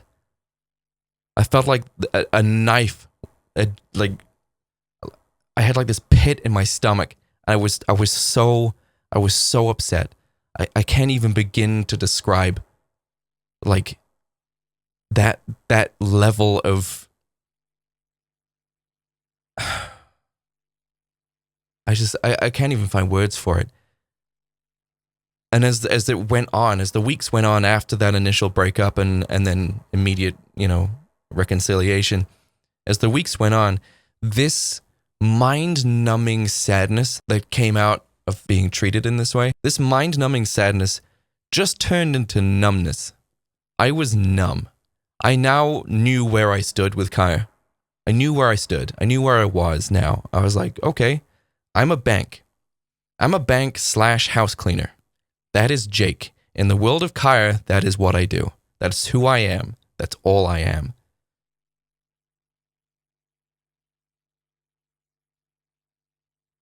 This... You guys wanted emotion in my breakup video? Here's your emotion. I hate that I've been forced to be truthfully, vulnerably emotional in a video. But this is necessary. This is necessary. I have to be I have to be vulnerable. I owe it to you. Because like I said, I abandoned everyone by saying nothing. Everyone who liked me and loved me and my content and wanted to be part of the community and saw me getting torn to pieces, I didn't give you guys anything. I gave you guys nothing. You just had to accept it. You just had to listen to the abuse, have nothing to say back to it, and just leave. I'm so sorry for that. You didn't deserve that. I should have been there with you being like, this is not how it happened. But I'm going to explain this, and I have a text message to explain this too. So this mind-numbing sadness that I had, which was soul-crushing, absolutely soul-crushing, turned into numbness. I was completely numb. I now felt nothing for Kaya. Nothing. This potential that I had, like, you know, if I did this, maybe I could fix it. It's gone. Completely gone. Done. Dead. Over. I was now living in a house with a stranger. I was so done. And I'm 2 weeks out. I'm 2 weeks out from going on tour. 2 weeks. And I'm going through this. And this is when I started talking to Kat. Because me and Kaya broke up again on the 21st of October. For the last time. Me and Kaya's relationship ended on October 21st, slightly shy of 3 weeks from the first breakup. Maybe October 23rd. It's honestly not that important. It's literally a day off here and there. The only way I'm able to actually follow chronologically when these things happened is based on the text messages that me and Kaya have between each other. And because me and her didn't text each other on the breakup days, it was all a verbal conversation only the days after. So based on the conversation of the days after, I was like, oh, we must have broken up the day before. So it was October 21st to the 23rd. It was one of those days. That is when I broke up with Kaya for the last time. You're probably thinking, oh, it was Kat, right? Things got like really great with Kat, and you saw a prospect for a healthy new relationship with someone that you had a crush on, a crush that you put to the back of your head for years to maintain a relationship. And while some of those things are true, they were not the reason why I broke up with Kaya again on the 23rd. I was talking to Kat, I think about 7 to 10 days before the second breakup, the permanent breakup where things definitely ended. I was talking to Kat around that time, and I'm going to be honest with you, it was flirty. Eventually it was flirty. Now, I'm not going to go too far into her relationship, her side of the relationship, because of course, I don't know enough about it, at least not enough to talk about in a video. It's not my place to talk about it. It's also irrelevant. But just so you know, me and Kat were in very similar situations. The result is not similar, but we were in similar situations. And this is something that a lot of people don't seem to understand, including Kaya, but I know she's using it as an excuse to completely avoid any accountability for the relationship ending. So I'm going to say this very, very clearly so that everyone can understand exactly why this ended, including her. Hopefully she hears this, because I've had to explain this to her several times. I may have been talking to Kat and went out with Kat not that long after I got back from the tour. I think it was like 2 days after the tour. But as you guys know, I was checked out of this relationship for a long time. Am I proud of how things ended? No, I'm not perfect. I'm not some shining paragon of altruism, compassion, and justice. I am in no way guiltless in this entire thing. Obviously, I did something wrong. Would I have done things slightly differently? Maybe. Things happened the way that they happened. So here is exactly why the relationship ended permanently on the 23rd of October, 3 weeks after the first breakup. The closer it got to the tour, the more I realized I felt nothing for Kaya at all, based on how she had treated me post-breakup and reconciliation. In that emotional numbness, I was like, I don't want you coming on tour, because as a person, you are a wet blanket. And before people think I'm the only one that thinks that, after the breakup, there were a lot of people in the local area who thought the same thing about Kaya. Something I didn't realize until after the breakup. So it's coming up to the tour. I didn't want to be on tour with someone I felt nothing for someone I knew I was going to break up with. It was going to be hell. Kaya is also a very delicate, fragile person, and being on the road would have destroyed her. Thirdly, she was going to be the only person on the tour who wasn't necessary to be there. So she wasn't going to have a job to do, which means she would have been in the crowds, she would have been meeting more people, and potentially catching COVID, and then spreading COVID to the rest of us. And if we got COVID, the tour is over. So having Kaya there is also now a liability. And the last reason why I didn't want her to come on tour was because her mom was sick. And I was like, well, do you know what? All of these reasons why I don't want you to come, this is another good reason. Because you can stay here. and you've been talking about how your mom needs to be driven places, you can stay here and you can drive your mom places. Well, let's talk about how Kaya reacted to me giving her all of these very good reasons why she can't come on my tour. She exploded at me and made the whole thing about her. This was a very difficult situation for me to deal with. I was dealing with a tour that was stressing me out. I was dealing with a girlfriend who couldn't give less of a shit about me and yet for some reason wanted to come on the tour. I had to deal with the fact that I'd spent not only so much money on the tour, but I crashed my bike and that cost, I don't even want to say how much that cost. I was in a very, very stressful situation and it took me a long time to get the courage to tell Kaya that she can't come on the tour. And I gave her all these very reasonable points and she exploded, storming through the house, rage. She made the whole thing about her, even though I told her that it was a very difficult decision to make, with all very reasonable points. She didn't need to be on the tour. Everyone who was on the tour was necessary for the tour, and if we had anyone there who was not necessary, you were a liability to get COVID and give that to everybody else. She also would not have survived the regimen of a tour, but her FOMO led her to go absolutely insane. And that is when I was like, this is over. 100% this is over. You don't blow up at me like this. You're done. You're absolutely done. I'm in such a shitty situation. Shitty situation. I was going to wait until after the tour to break up with Kaya, but I was like, no, this is it.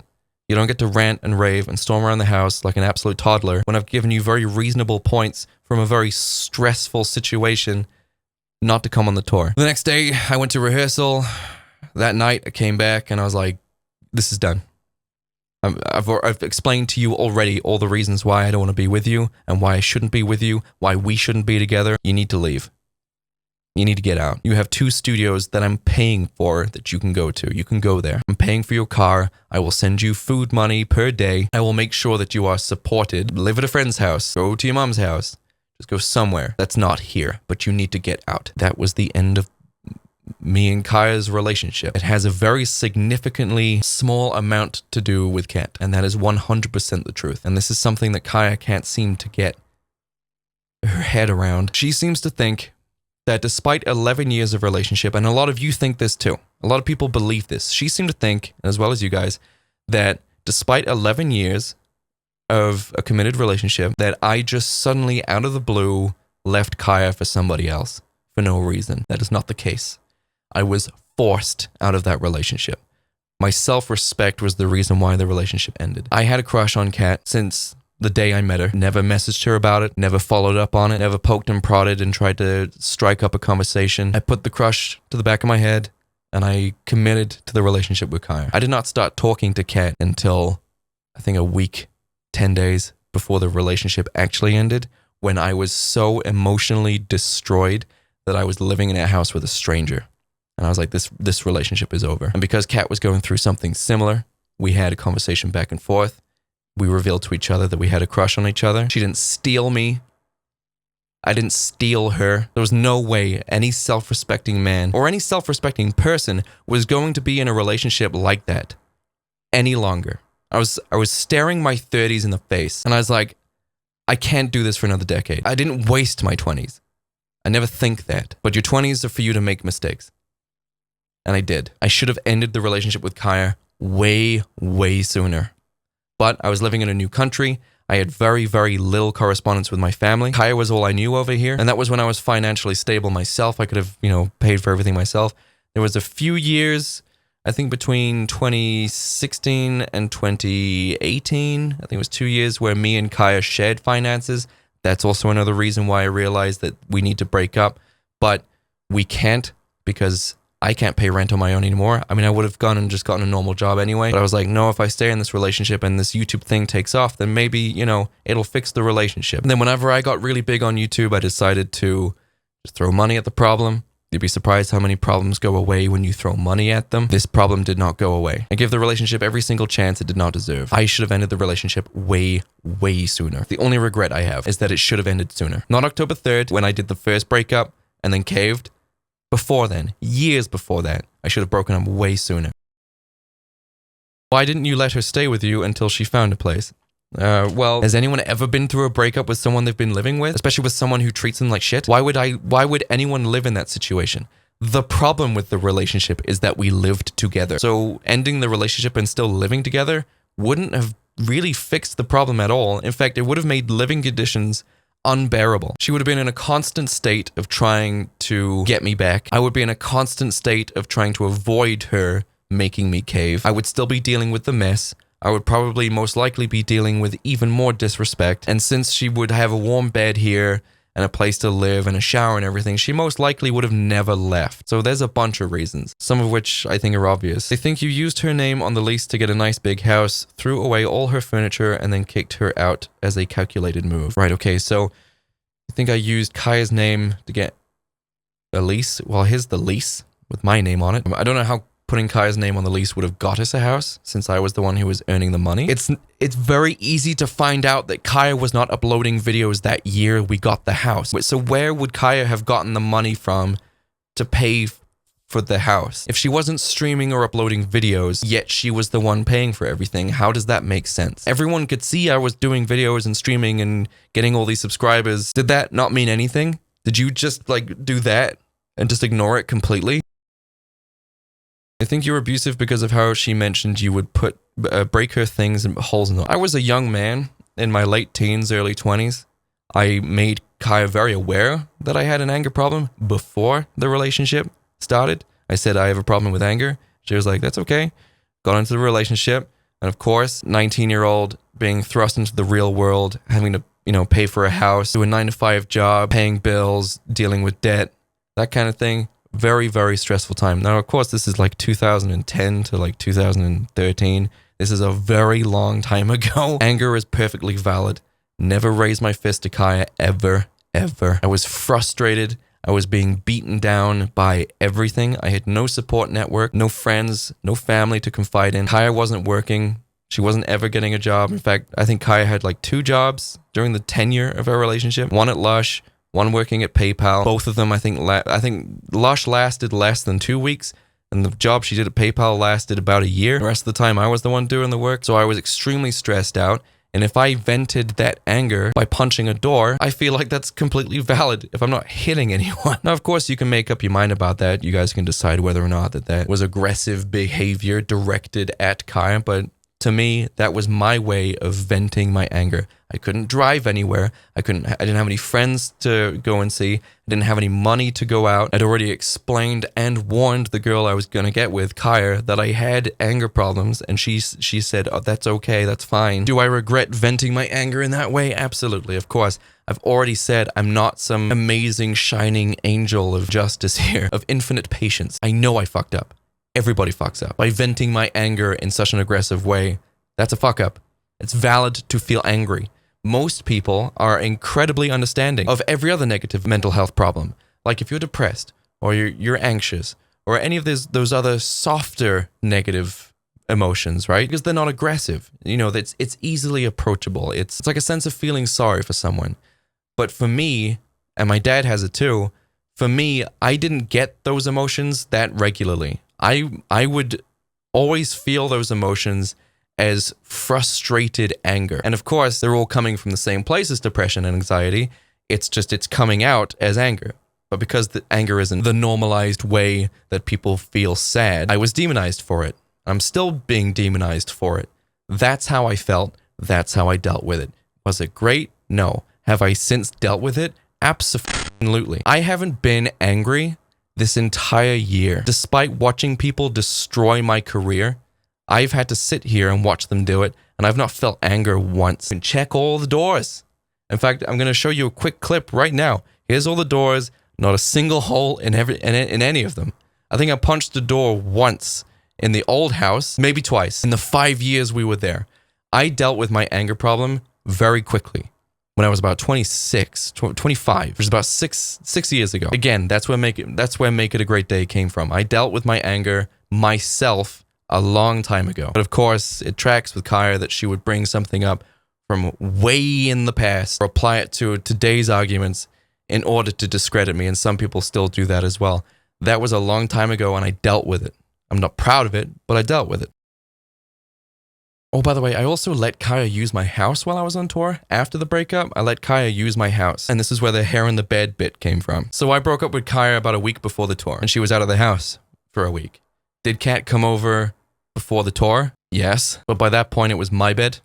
not me and Kaya's bed. Now, you can judge me for moving on so quickly, but if you guys already know by the story that I've told you today, I was ready to move on for years. I was desperate to move on, and I craved the affection that I should have been getting from Kaya, because I got no affection, no kisses, no hugs. We never slept together. There was no moments of like romance or appreciation for me for the last 4 years of the relationship. Though I did give her a pretty epic birthday at the Galgorm. That was pretty awesome.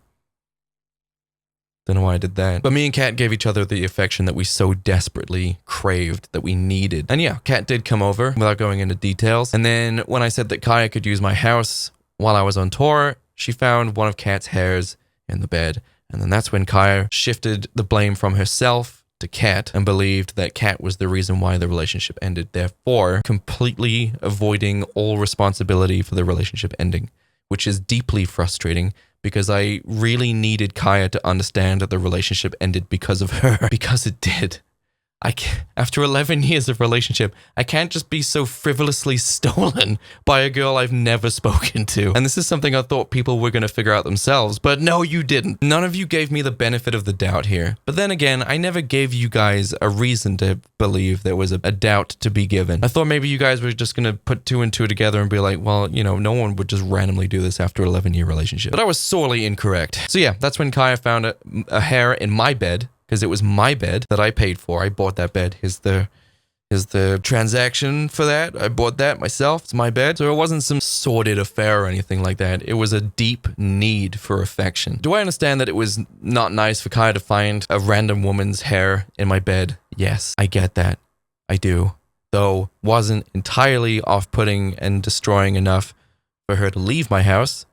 She stayed the entire time. That was like day 1 of the tour, man. That was nuts. Oh, God. And then Kaya doxed me, tried to incite violence, which never happened, thankfully, for everyone involved. She began telling lies and making things up, which I called her about, and she apologized on the phone for doing it, so she acknowledges that she did it. But yeah, Kaya was very upset that she found Kat's hair in my bed, in a house that I didn't have to let her stay in. And again, she wasn't so upset that she left the house. She continued to stay there the entire 10 days that I was away, and left it in an absolute state when I got back. I got back from a tour. I was very, very sick, very, very tired. I get in through the door and the house is an absolute mess. And I said, "Did you do this on purpose?" And she said, "No, I just didn't have enough time to clean it." Which you'd think I'd have reason to not believe that. It's like, oh, but no, that's very typical of Kaya to leave everything to the last second to try and get everything done. So even though she had 10 days in the house, she probably left the cleaning to the last hour and was like, oh, well, I don't have time. I should probably leave. See what else is here. You cheated on Kaya for an undetermined amount of time, upwards of a year. I don't know where that came from. Where did that come from? It was not a year. It was a week that I was talking to Kat. Maybe 10 days, max. And I had no intention of juggling 2 relationships and keeping one secret from the other. They take issue with you and Kat going to places you went with Kaya as a way to try to hurt her somehow. Now, you can look at this one either way, and even I can acknowledge that why people would take that as me trying to rub things in Kaya's face. And ultimately, looking back on it, yeah, I guess it is kind of a shitty move. I can acknowledge that, but I also need you guys to know exactly how I think about Barcelona. Moving to Barcelona was my idea. Kaya did not want to go. It took me a very long time to convince Kaya to move to Barcelona. When me and Kaya went to Barcelona, I had a very singular experience. She was happy there, but I had the experience of being in Barcelona myself.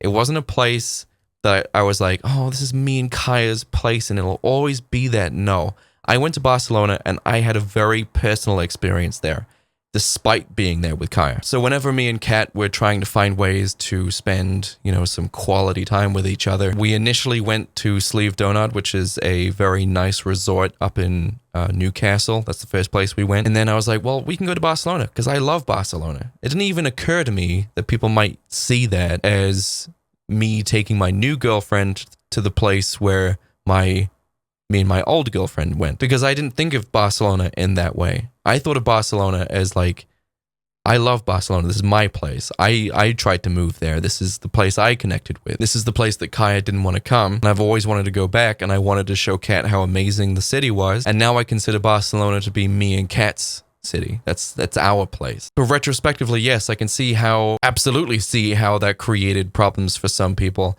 And of course, I was so emotionally numb and so done with me and Kaya's relationship. I didn't even think.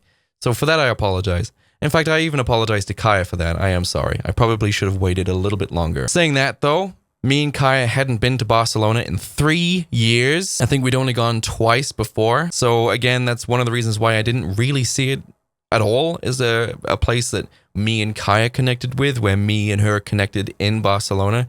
No, it was a personal experience. We hadn't been in several years. I really wanted to go, and I had a new girlfriend, and so I took her, and we had a fantastic time. And now I consider it our city for the first time. So I sincerely apologize for her fans and my fans, like our shared fans who saw that and saw that as a slight. I also sincerely apologize to Kaya for doing that as well. I'm sorry for that. I probably should have waited a little bit longer.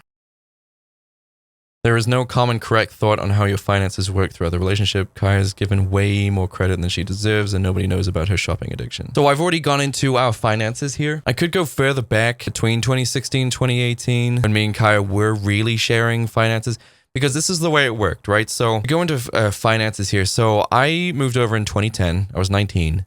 I got a 9-to-5 job. I lasted 7 months, and I was literally pulling my hair out from the stress. So then I was unemployed for about a year. In that year, I had a great time. I wrote an album and just living off welfare. Not my proudest moment, but I was in my early 20s, 19 years old. Then I got a job working for a company called First Source. Got fired because of my anger problems. I did not like authority at all. I still obviously had a lot of growing to do. Then I worked at a door-to-door sales company. That was hell on earth. Then I finally got a job for Apple. I got a job for Apple in, I think, 2014 is when I started working for Apple. I was there. Oh, that was the best job, man. That was the best job. So you're probably wondering, Jake, how many jobs did Kaya have between 2010 and 2014? 0. She had 0 jobs, no jobs. I was the one who was always looking for work and doing the work. So I worked for Apple. And while I was working for Apple, the job was so easy. I probably shouldn't say this. I worked every day for a month because the job was so easy. I worked every day for a month, Monday to Sunday. And I earned the first huge amount of money I'd ever earned in my life. And I earned it for Christmas too. So we had a pretty decent Christmas that year. Then the second year I was working at Apple, the campaign was coming to an end. The contract that the company I was working for with Apple ended, and I was being moved to, I think, British Gas or something like that. So then I worked for British Gas for a year. And then after working for British Gas for a year, I got an even better job within the same company internally, working for a company called Veritas, which is an information security company. And I worked for Veritas for 4 years. I think I fully quit though in like 2017. I was part-time for a while, and that was when I was working the South African phone lines. So I was calling up companies and businesses in South Africa, and actually North Africa too, like all of Africa. I was working all of Africa, including Madagascar, which is pretty cool. They speak French there. And within Concentrix, they had a bunch of campaigns, and I would switch between all the campaigns. Sorry, the camera died. I'm sorry if the energy is slightly different. While I was working there, I managed to get Kaya a job at PayPal or British Gas, one of them. I got Kaya a job there, and I think she worked there for a year, maybe 2, and it was way too stressful for her, and she's tried to gaslight me into saying that this never happened, but I very clearly remember this happening because I couldn't believe it was happening. But we finally had a 2-income household, and we were doing pretty well. Kaya's channel was still demonetized. I don't even think she was uploading to it or anything like that. But so she was doing a job. She was working at PayPal and also British Gas, and I think it was only like a year and a half. Can't fully remember. But it was getting to her, and she was in tears every single night. And I'm like, welcome to the real world. You think I don't want to come home crying every single night, but I have to hold it together, and I have to clean the house and go to work the next day. But at the time, I was far more sympathetic, and I was like, cool, two income household, this is great, we can actually go places now.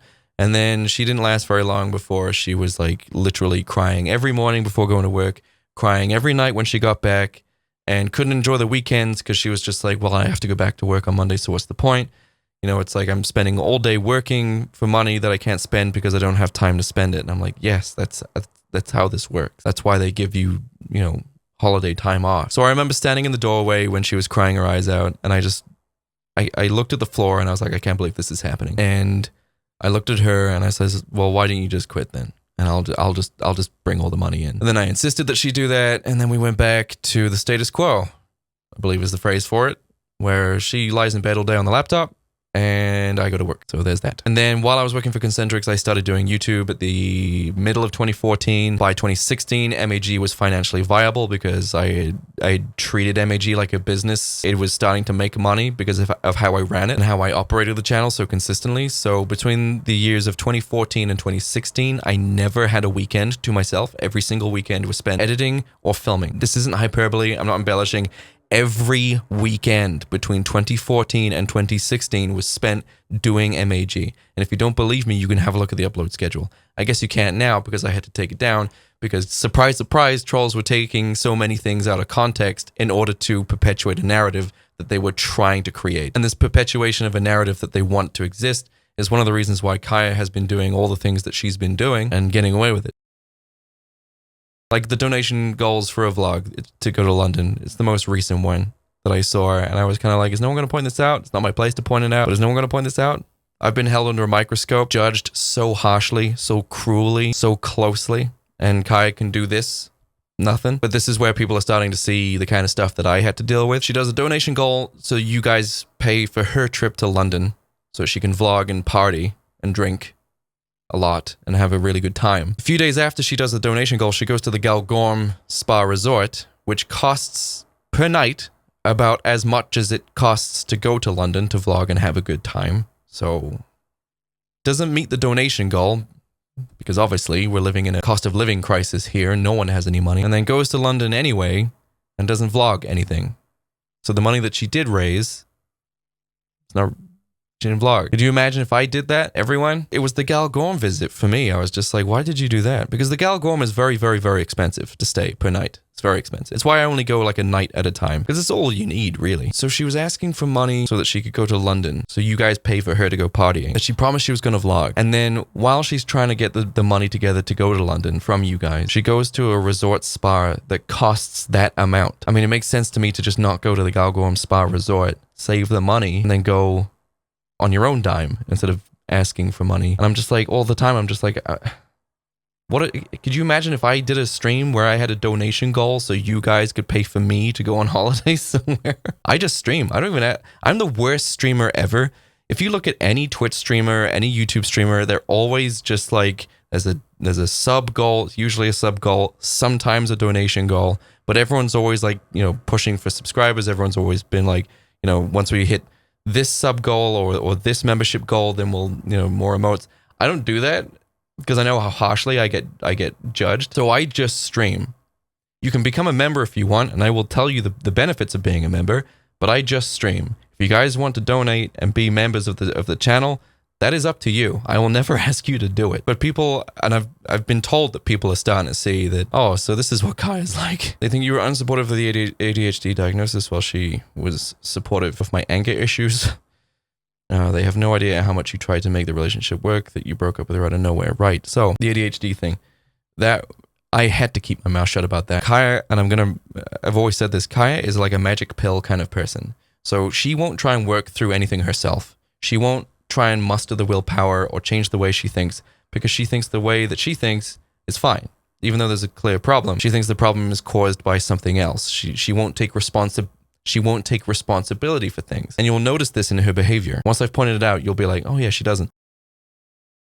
She doesn't take responsibility for things. Everything is always somebody else's fault. So she didn't clean anything, right? She never cleaned anything. She couldn't give a shit about me enough to clean anything. That's nothing to do with her. That's her ADHD. A diagnosis that she pursued quite extensively. And then she promised me that once she gets the medication for ADHD, then she's going to be better and she's going to start cleaning. And I was like, then until that day happens, I'm not going to ask you to clean again because clearly you're going through something here. So I was respectful of her ADHD before she got it diagnosed. And I was as excited as her for her to get the medication because then that meant for me, I had less work to do around the house. I was like, well, if she's off her tits on Adderall, then that's amazing. She's going to whiz around the house, keep it clean. I finish work and earn the money. We sit downstairs at the end of the day, cuddle and watch a movie. Great.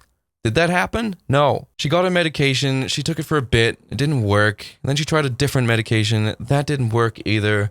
And then I think she just stopped taking the meds altogether. And I was just like, what? This was meant to be a big thing. Like, you were so excited about this. You were crying the day you got the diagnosis because of how happy you were that the problem was addressed. And nothing happened. So now I was living with a girl who had ADHD, wasn't willing to do anything to fix it herself, wasn't willing to take the medication or change the medication or find the medication to fix the problem. Just that anything I ask of her now that she doesn't do, she can't do because of ADHD. And she was supportive of my anger problems, the other things that was sent to me there. No. In fact, I have never been more shameful of anything in my life other than my anger, because my anger was always seen and it was always reacted to as if I was this horrifying monster that was in the house. This terrible creature. I saw Kaya's fear of it as extremely excessive. I was like, what are you doing? I'm just a little bit annoyed. And she would walk away and leave me alone and try and distance herself away from me as much as possible until it was over. And then when it was over, I went back to normal and started cleaning everything again. And it was just like, she never dealt with it. I couldn't confide in her about it. It was just this nasty, disgusting monster that came out of me that she had villainized. And every single time I got angry, I felt disgusted in myself afterwards. Which, you know, is not healthy to feel disgusted. It's definitely good to acknowledge that being angry is not right. But then again, when it comes to depression and anxiety, and people tell you to get over it, how do you react? You're like, yeah, sure, let me just not be depressed anymore, right? So you guys get an attitude about it, because you realize that you can't just not be depressed. So whenever I tell you I got angry, and whenever I tell her how my anger was, and whenever I tell anyone else how my anger was, I'm not getting angry because I feel like it. I'm getting angry and getting these acute, like, I can't even begin to describe what it was I had, because I don't have it anymore. I've gotten over it now. But the best way I can describe it, and I've described it like this before in a video and streams, but it's like I literally want to open my skull so the pressure can get out. It's a acute and painful and intense level of rage, and it knocks me out for the rest of the day. As soon as that anger spike goes, I am out for the rest of the day. I will sleep for the rest of the day, and I'm just done. I can't help it. I'm not doing it because I'm an asshole. I'm doing it because I can't control it. It's because things outside of my control are affecting me in ways that I can't control. And because there is no control, I lose control. It's not something I'm doing because I want to do it. It's happening to me, and I'm just along for the ride. I'm not going to be shamed. I had no control over it. It happened. I was just in there. And even though anger is a very valid emotion, it's a symptom of another mental illness, one that I got semi-diagnosed. I went to a psychiatrist who believed it was actually caused by bipolar disorder. I never followed up on it. And I didn't want to take the medication for it because I was ashamed of taking the medication, of being on medication. So I decided to deal with it myself. And I did. It's gone now. I haven't got like an acute sense of rage in years. 5+ years. It's been a long time. And if you think it's been recently, or if you think I've always been that angry and I'm still that angry, then it sounds like someone is trying to take things out of context and perpetuate a narrative that doesn't exist. So I was always made to feel really shameful about my anger. I had no help with it. Kaya wasn't helping with it. I had no friends to help me with it. So if there's anything else I want to add or finalize this video with, it's that after the breakup, I was extremely supportive of Kaya. Very supportive. In fact, if you want to see some of my comments that I left here, I'm just going to put some up here while I'm talking to you guys. So here's some of the conversations me and Kaya had over the 6-8 months that she was living in my studios. So you're probably thinking like, hey Jake, why did you kick Kaya out to live in the studios for all that time? Well, I assumed Kaya was going to live with her mom. And I've already pointed this out. I assumed Kaya was going to go live with her mom. I assumed that she was going to stay in the studios for a few days, then break the news to her mom that she'd broken up. But Kaya's far too proud to do something like that. There was also 2 months, by the way, between the breakup and the breakup videos. I don't know if that changes anything. Between the video that me and her both made about the breakup and the initial breakup itself, it was 2 months. And the reason why I'm happy in my video is because it's been 2 months. And on top of that, I was no longer in a relationship with someone who was using me and treating me like shit. So I apologize for being enthusiastic about ending a toxic relationship. And if Kaya had given me any indication that she was going to play it this hard in her video, then I would have changed my video, wouldn't I? But I always assumed that Kaya was just going to move in with her mother, because her mom, as I've stated at the beginning of the video, lives alone in a 4-bedroom apartment. And I know she's tried to say that there's no space, but I once saw Kaya's mom empty an entire room that had nothing but crap in it for a dinner party. She's also got a decently sized living room. Could put an inflatable mattress in there. There's a lot that could have happened that didn't. A lot that could have happened that didn't, that no one questioned. Kaya also had friends that she would talk about a lot. No one put her up for a week here and there. No one got a spare room. In fact, I know a couple of my friends that have a spare room that we've stayed in a few times. She didn't stay there either. Now, I do have my speculations as to why she chose to stay in the studios, because she definitely chose to stay in the studios. She was not homeless. Kaya was never homeless. I saw people who were actually homeless associating with Kaya, and I'm like, no, she's pretty good right now. Her mother lives 15 minutes away from where she was staying in the studios. 15 minutes. She always had access to hot water, washing machine, and all that kind of stuff. Daily. She also had I think she had her own key for her mom's place too. She could have just gone in and out whenever she felt like it. Or at least she could have gotten a key. Kaya was never homeless. She had a lot of options. Her father also lived in Barcelona, who also had a spare key. Kaya's an Irish citizen. She could live in Barcelona without a visa. As a citizen, she could have gone to Barcelona at any time, lived in the sun in her dad's spare room, which is always empty. She had so many options, and I thought she was going to take one of them or all of them. When she chose to stay in the studios, I had a suspicion. I knew what she was doing. One of them was potentially pity. Sitting in the coldest studio that you have out of the two was definitely a nice touch. That's not the studio she was staying in. She was staying in my gaming studio, which was not only insulated, but also had 3 space heaters, a pull-out sofa bed, 65-inch TV, gaming consoles. Her streaming PCs were in there. The internet was all set up. She could have streamed at any time. She had my Panasonic camera. She has my Canon camera. Showed her how to use them. She didn't use them. Why she chose to stay there was most likely something to do with pride,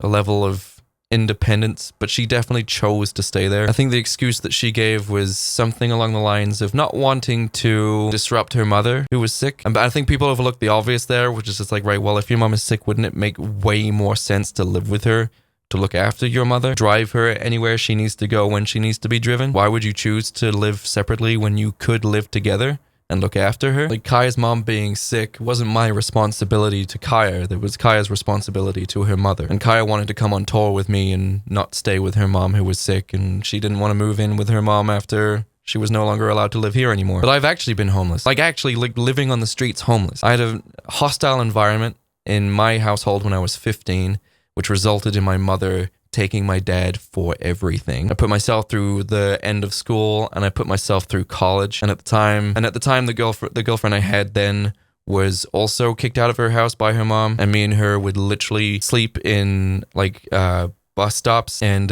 park benches that had like roofs on them, abandoned shops. There was a place in Saundersfoot called Teggers, which was pretty cool. The back was open, and it was like 1 o'clock, 2 o'clock at night, and me and her had just finished drinking, and all our friends had gone home, and we got through the back of Teggers in Saundersfoot, and there was a big pile of diapers that was still left there, like clean, brand new diapers, and we made a massive nest out of it, and we slept in them. It was awesome. Houses under construction, so like new houses that were being built, you could sneak into the building site during the night, and you could sleep in there. The old cricket club in Saundersfoot as well, we slept in there. The window was left open, and we just slept on the floor.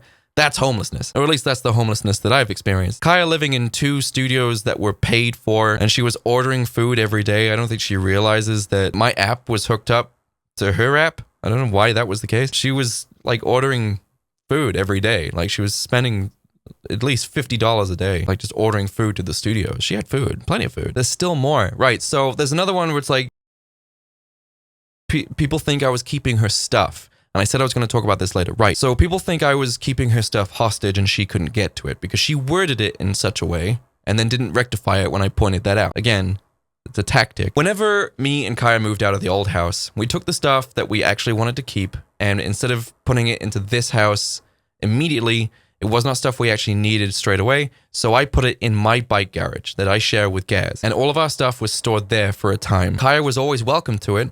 But of course, because she chose to live in these studios, she had no reason to take it because, you know, it's not a house. But she always had access to it. So let's fast forward to, I think, end of May. So she gets her own place, and I'm expecting a call any moment now for her to come and get her own stuff. So she shows up on the day with just her car. And I'm like, where's the van? And she's like, oh, I'm not getting a van. I'm just sorting through it today. So I let her in. She goes upstairs, looks in 2, maybe 3 boxes. And I know it was only 1, maybe 2 boxes, actually. Now that I think about it, I know it was only that many because She looked in one of the boxes and was like, oh, all our stuff is mixed together. I'll have to come back later and organize it. And I was like, okay, when is that? She's like, well, I don't know yet. Then she leaves and never calls for it again. And then I say, you need to come get your stuff. And she's like, is it organized? And I said, yes, I went through all of it and I've separated your stuff from my stuff. Guess how many of our boxes was actually mixed? One box. She looked in one box, realized the stuff was mixed, couldn't be bothered to arrange the stuff, and then left and never came back for it until I said, you need to come get your stuff. This is not a free storage lot. So I arranged it for her. In fact, me and Kat arranged it for her, separated everything out for her, and then she came and got it.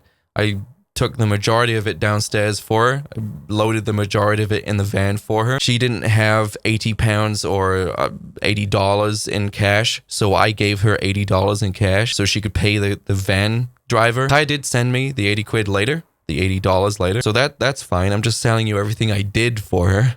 Then she goes online and says, finally got the stuff back from the ex, right? Knowing full well exactly what the narrative is on that I'm keeping it hostage, that she was waiting to get it.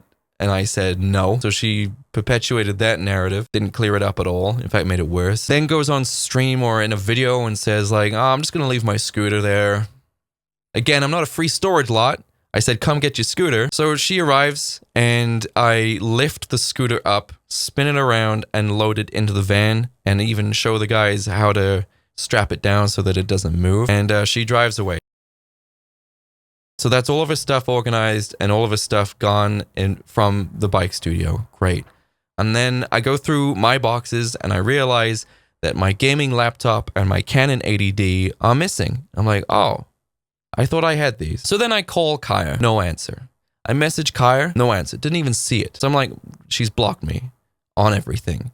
How mature. So I'm just like, right. So I don't want to talk to her. I just want her to know that I just want my stuff back. It's just two things. My Canon 80D, which is mine, and my gaming laptop, which is mine. They were not gifts, they are mine. And if you don't think they're mine, here's the receipts form with my name on it. This is mine. I bought this stuff. So then I'm trying to message her on everything. If I can at least see that she has seen me trying to contact her and has ignored it, then I can go to a solicitor or a lawyer, as Americans call it, and I can get my stuff back that way. So I try and call several times throughout the day thinking maybe that she'll eventually pick up. I message her on Discord, no indication that she's seen it. I message her on WhatsApp, no indication that she's seen it. I message her on Instagram and Twitter. I've been blocked, she can't see it. So I just need to know that she has at least seen me trying to reach out to her so I can get my stuff back. Next thing I know, the police are knocking at my door because Kaya has called the police on me for harassment. So despite me giving every single thing that she owned back to her, that she could have gotten anytime,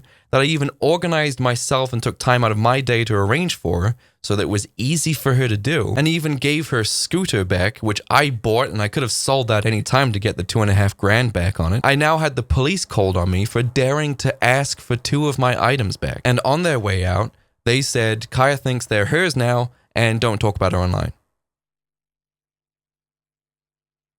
You'll be happy to know that I've got a solicitor involved. I will be getting that stuff back. I'm not going to let that go. All Kaya had to do was just give my laptop and my camera back.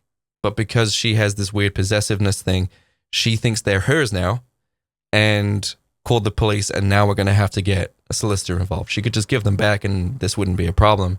But now we're going to have to go through solicitors. If you're wondering why I decided to say all this now, is because Kaya's behavior, her constant snide, vindictive, conniving, backhanded comments, her baiting and stoking of rumors in order to trash my career, I put up with it for a year. And the reason why I didn't talk about it, and I'm finally going to say this now, the reason why I did not talk about this to begin with is because, and here's a message about it, is because Kaya was going to be on her own for the first time. She was going to have to be getting a job. She was going to have to be paying her own bills, finding a place, doing everything an adult has to do for the first time. And the last thing she needed was me going online and pointing out all the reasons why she's a terrible person. How she abuses money, how she uses people, how I felt used, and that's why I ended the relationship. She needed your support. That's what she needed. And I was not going to be that asshole who not only broke up with her and took the support I was giving her away. In fact, I was still giving her money for months. The conversations we had while she was living in the studios, asking if there's anything I could do, if I could help her find a house, if I could pay for her, a vacation for her to go somewhere for a couple of weeks so that she can just get out of the studios. I think that might have been a phone call, but I'll see if it's in the text. I offered to pay for her to fly to Barcelona so that she could live with her dad for a few weeks while she gets on her feet. Refused it all. I did everything I could for her before the relationship. I did everything I could for her after the relationship, and none of it was ever enough. I was never enough. I was never going to be enough. And I needed you guys to help her out. So when she went online and she was crying in her video, even though she'd been living there for 2 months, created some nasty rumors about me that she had absolutely no interest in putting a stop to, even though she very easily could have been like, no, that's not what's really happening here. Not only did she want your support, which is fine, she wanted your support, and I wanted you guys to support her as well. I wanted you guys to support her, because if I wasn't going to be able to support her forever. And she has no skills. She has no qualifications. She didn't finish college. She finished high school, and that's it. I don't know what job she could have gone to do. She had no experience. She's barely worked. So I was like, right, so YouTube is literally her only option. So I'm going to keep my mouth shut while you guys and her create this supportive network. But that was not enough. Instead, what happened was, not only did she want to get money and get success and views by trashing my ass in the most passive-aggressive way you could possibly imagine, and her fans have gaslit the hell out of me about it, is one such example of being gaslit. Not only did she want the success of the views and the money, but she also wanted at the same time to destroy mine. It wasn't enough that she could succeed and be her own person. She also had to take my career down. It was not enough. And if you know Kaya the way I know her, that tracks pretty well, because she is the most vengeful person I've ever met. Ever met. She does not ever let anything go, ever. And again, this plays into the whole, nothing's ever her fault. It's never her fault. She never messes up, and if there is a problem, it's because it's someone else's fault. Someone else is responsible. She won't take responsibility for the relationship ending. She won't take responsibility for how I was treated. And until she does, I don't think she's ever going to get over it. I think she's always going to be angry, because she's not sad. She's angry at me. And probably will be forever. So I just wanted to make this video because I'm done. Been a year. I'm done. Kaya and a lot of people took me saying I will never ever talk about the relationship and the breakup. You guys took that vow of silence, Kaya included, as an opportunity to say whatever the hell you wanted without any consequences. But that's not going to happen now. If anyone has any baseless shit that they want to fling, I'm going to respond to it. I gave Kaya a year. You have given her thousands and thousands and thousands of dollars of free money, Patreon money, not money she's earned, money she was given. You've given her hundreds of dollars, perhaps thousands of dollars of free Amazon stuff from her wish list. Could you imagine if I had one of those? She has her own house now. She has her strange group of friends that she drinks with, I think, every weekend. She's going to London. She's going to the Galgorm, again with the money that she was given, not the money she earned. She's not been posting enough in order to earn the kind of money that would facilitate that. Yeah, it's been a year, and I realized that keeping my mouth shut for a year was more than enough time. For example, if at the end of this year, I saw that Kaya was over it, right? She got her own place. She's starting to upload, and she's got her own career, and everything's fine. And she was just like, yeah, okay, so about these rumors that benefited me at the beginning of the breakup, they weren't strictly true, or there are aspects that you're missing. Let me just clear that up, because there's no bad blood between me and Jake, and let's just move on. If that had happened, this video wouldn't be happening. But right up until even a few days ago, I'm still being shat on, and attacked, and antagonized, and demonized, and I've had it. I'm done. I worked way too hard to achieve what I achieved on this platform. I tried my absolute best in order to provide a positive and supportive community here on YouTube, and it still exists today. I uploaded as much as I could. I filmed when I didn't want to film. I streamed when I didn't want to stream. For longer than I should have been streaming. I worked longer, late nights than I should have been working, but we were all going through a lockdown. As a human being on this planet, I knew how awful it was to be in lockdown. And I was like, this is why I became a YouTuber, to be there for people. I told you that back in 2014. I watched Game Grumps from 2012 till 2013. They got me through the worst depression of my life. I got my album finished, and then I started work. And it's all because their videos every single day were getting me through the depression and the chatter in my head constantly. Not Kaya, YouTube. I had no mental support. YouTube got me through that. So whenever I got my own money and I had a job, I was like, I'm going to start doing a YouTube channel because I want to be there for other people the way that Game Grumps were there for me when I absolutely needed them to be there for me. And no one would have been more desperate for content, consistent content, than they would have been during lockdown. So I worked my ass off to be there for all of you. There was a Discord where someone said a really nasty rumor, and I've emailed them about it. And if they could get back to me, that'd be fantastic. But there was this big Discord that was filled with, you know, a really amazing, well, at least at first, it was filled with a really nice community. It wasn't so much towards the end. But even they started spreading nasty rumors about me during the dog pile. Nasty, baseless, disgusting rumors. And if I could get access to that conversation, then you people would know exactly what happened. But just to put the record straight about the old Discord and the OnlyFans controversy that happened, I think someone said, like, I exposed a Discord of minors to my OnlyFans, which doesn't make any sense because I'm pretty sure I hadn't even started OnlyFans by the time I lost access to that Discord. Secondly, the conversation I had with the moderator was, hey, I want to ask for ideas for the kind of content that they want to see in OnlyFans. Can you promise an 18-only members channel so that we can discuss such matters? They said they can make an 18-plus membership channel, but they can't guarantee that only 18-plus-year-olds will be in there. And I said, that's not good enough. Then I won't do it. That's where that ended. I never, ever, ever exposed minors to my OnlyFans. My OnlyFans is not only behind an expensive paywall, it is also behind age verification through OnlyFans. Why the hell would I be posting free OnlyFans pictures in an unmoderated channel? It was a baseless, disgusting rumor, and I'm pretty sure I know who did it, and I sent you an email stating that what you have done is slander, and if you could email me back either saying that you'll offer a video apology or your lawyer's contact details, that'd be great. So that's it. 2023, it's a fresh start for me. That's one of the reasons why I wanted to make this video. I wanted to come clean so that you guys could make your own minds up given the facts. And before people think I'm being nasty or mean or anything like that, I've had to put up with abuse that's been cultivated and antagonized by Kaya for a year. And let's not even get started on her mother. Some of the nasty things that she has bullied, the bullying that she's been doing on Facebook about me is going to get an injunction. Like I said, I've contacted my solicitor. This is going to end. But between Kaya and her mother, I've been doxxed. I've been lied about. I've had rumors started about me. I've had false narratives fabricated. I've even had violence incited against me. Yes, that happened. Thankfully, nothing came of it, but they tried. And it's all because a man had some self-respect and wanted to end a really shitty relationship where he was being used for money. And one thing that I said I was going to say at the beginning of the video, and I've just realized I never said, I tried to explain to Kaya that after the breakup, that the relationship was so shit, I had to end it. She didn't realize it was that shit. To the point where she said, well, it was shit for me too, but I didn't end a relationship. Can anyone see the glaring issue here? Right.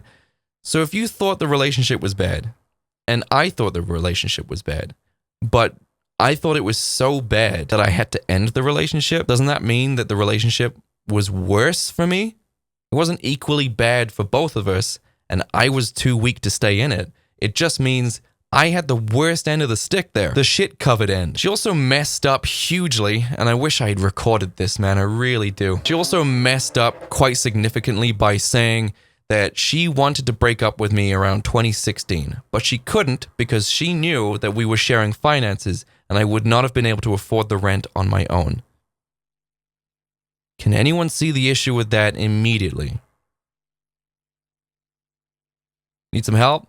Okay. First of all, I would have just gotten a job and paid for rent anyway, so it doesn't really matter. She could have just broken up with me, saved all of us a lot of time. Secondly, whenever we were no longer financially reliant on each other, when I was the one making the money every single month, every single year for like 3 years, what happened to that desire to end the relationship? If she wanted to end the relationship but couldn't purely because she didn't want me to not have the ability to pay rent, which wouldn't have been a problem, I would have just gotten a job. Why is it that whenever I started making money and she no longer had to help with the monthly expenses, why did she now suddenly want the relationship to continue?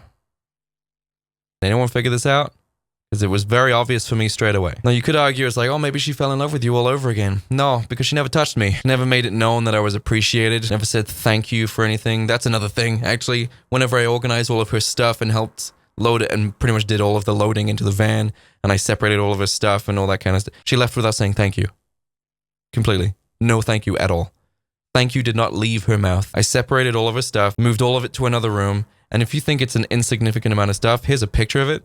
It's like half a room. That's a big room. There was a lot of stuff. It took us ages to separate that out, and she didn't say thank you at all, ever. So yeah, you could argue that, you know, she fell in love with me all over again and found a new appreciation for me. Around the same time I started making a lot of money. That was the conversation that we had post-breakup that made me realize that I was absolutely 100% being used for money. I'd always had my suspicions, but I always gave her the benefit of the doubt. That conversation, however, I don't think she realized she made that mistake. But yeah, I'm done. If you guys still continue to hate me even more intensely than before, then feel free to do so. I get that my mere existence for some people is enough to piss them off. I get that. That's fine. It just means don't watch me then, because watching me anyway is kind of really sad if you did that. I'm not trying to win anyone back. I'm not trying to demonize Kaya, even though it definitely sounds like that's what I've done. But you guys wanted the facts. There's the fucking fact. I was forced, crushed, humiliated, and destroyed into ending that relationship. It was a relationship of loneliness, toxicity, point scoring with one another, an endless cycle of arguments. Oh my god. And then Kaya wanted me to be all affectionate in Instagram posts and stuff like that. Jesus Christ. Because she wanted you to think that everything was cool and we're like the ultimate relationship. Like, come on, man. And like I was using Kaya for clout and stuff like that. Like, how many times do I appear on Kaya's channel? How many times has she ever really shouted me out? And on the days that she did shout me out, did anyone actually ever see any real increase in my traffic to my channel? And whose idea do you think it was to collaborate on my channel? Because it wasn't mine. It was Kaya's idea. We collaborated those 2 times, and then she was begging me to collaborate again because she wanted subscribers. And I was like, yeah, sure, eventually. But I really didn't want to collaborate with her again. And do you know why? It's because she was trying to use me to ignite her own career again. But the 2 times that we did collaborate, she didn't bother to upload anything. So I'm like, what's the point in collaborating and telling people to go to your channel? Because you don't upload. Ever. As far as I know, she still doesn't really upload. She's doing to you what she did to me. She only ever shows up when she needs money or something from you. You give it to her, she disappears. She comes back when it runs out. You guys gave her thousands and thousands of dollars worth of Patreon money. She'll go out and spend it, and then she'll come back and do a video and stream asking for more with some sort of pity story about how she needs a donation goal to go out. And I'm so sick of people just ignoring it, all the while jumping to ridiculous conclusions and making wild assumptions about my life based on one birthday vlog. For example, people think I'm an alcoholic because I went on holiday on my birthday and drank a lot. In fact, not even that much, to be perfectly honest. Me and Kat both have professional jobs. We co-parent a child. We both drive. We have friends, social circles, and projects that are all running at all times of the day. We do not have the kind of time to be drunks. We don't have the kind of time to just sit in the house and drink alcohol all day, okay? Do you see the kind of assumptions and the narratives that people have been trying to push, trying to fabricate based on the smallest inkling of suggestion? It was a birthday vlog. It was a birthday vlog. I'm going to drink on my birthday in a city that is known for partying. Calm down, Karen. Anyway, guys, that's it.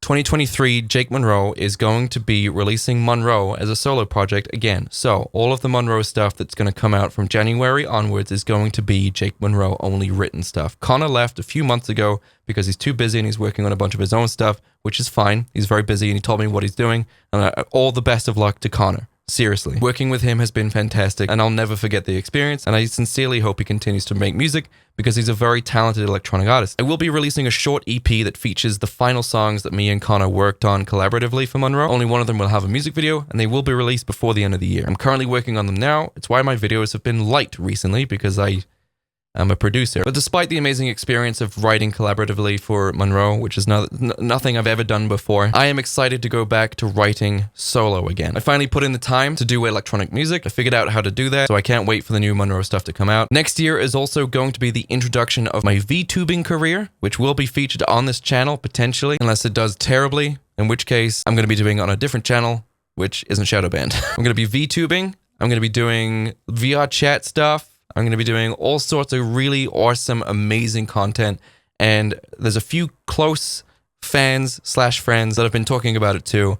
And they are hyped as hell. And if you're a part of the Patreon, you will be getting access to this content sooner since I'm recording all of my VTubing content in December and we'll be uploading it in December to be released in January. It's going to be scheduled a month in advance, weeks of it. And it's all going to be uploaded to Patreon first, so you can see it there first. It's not there yet. I will tell you when it's up if you're interested in seeing it. So there will be VTubing stuff, like VR chat stuff. There will be real life stuff.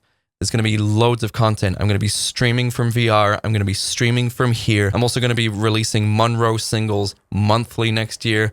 January, February, March, April, you name it. Every month is going to be a new Monroe single. I already have 4 months written in advance. I have so much content that I'm going to get into, and I don't want it to be wasted or ignored because people still believe a false narrative about me. I don't want you guys to see this new content. I just blew my nose, I'm sorry. I don't want you guys to see this new content coming from me and feeling like you can't watch it because I'm a toxic, problematic piece of shit YouTuber who deserves to rot in hell with the rest of the cancelled male YouTubers. People compared me to groomers, for fuck's sake. The places that some of these trolls were willing to go in order to demonize me were disgusting. I got out of a shitty, toxic relationship.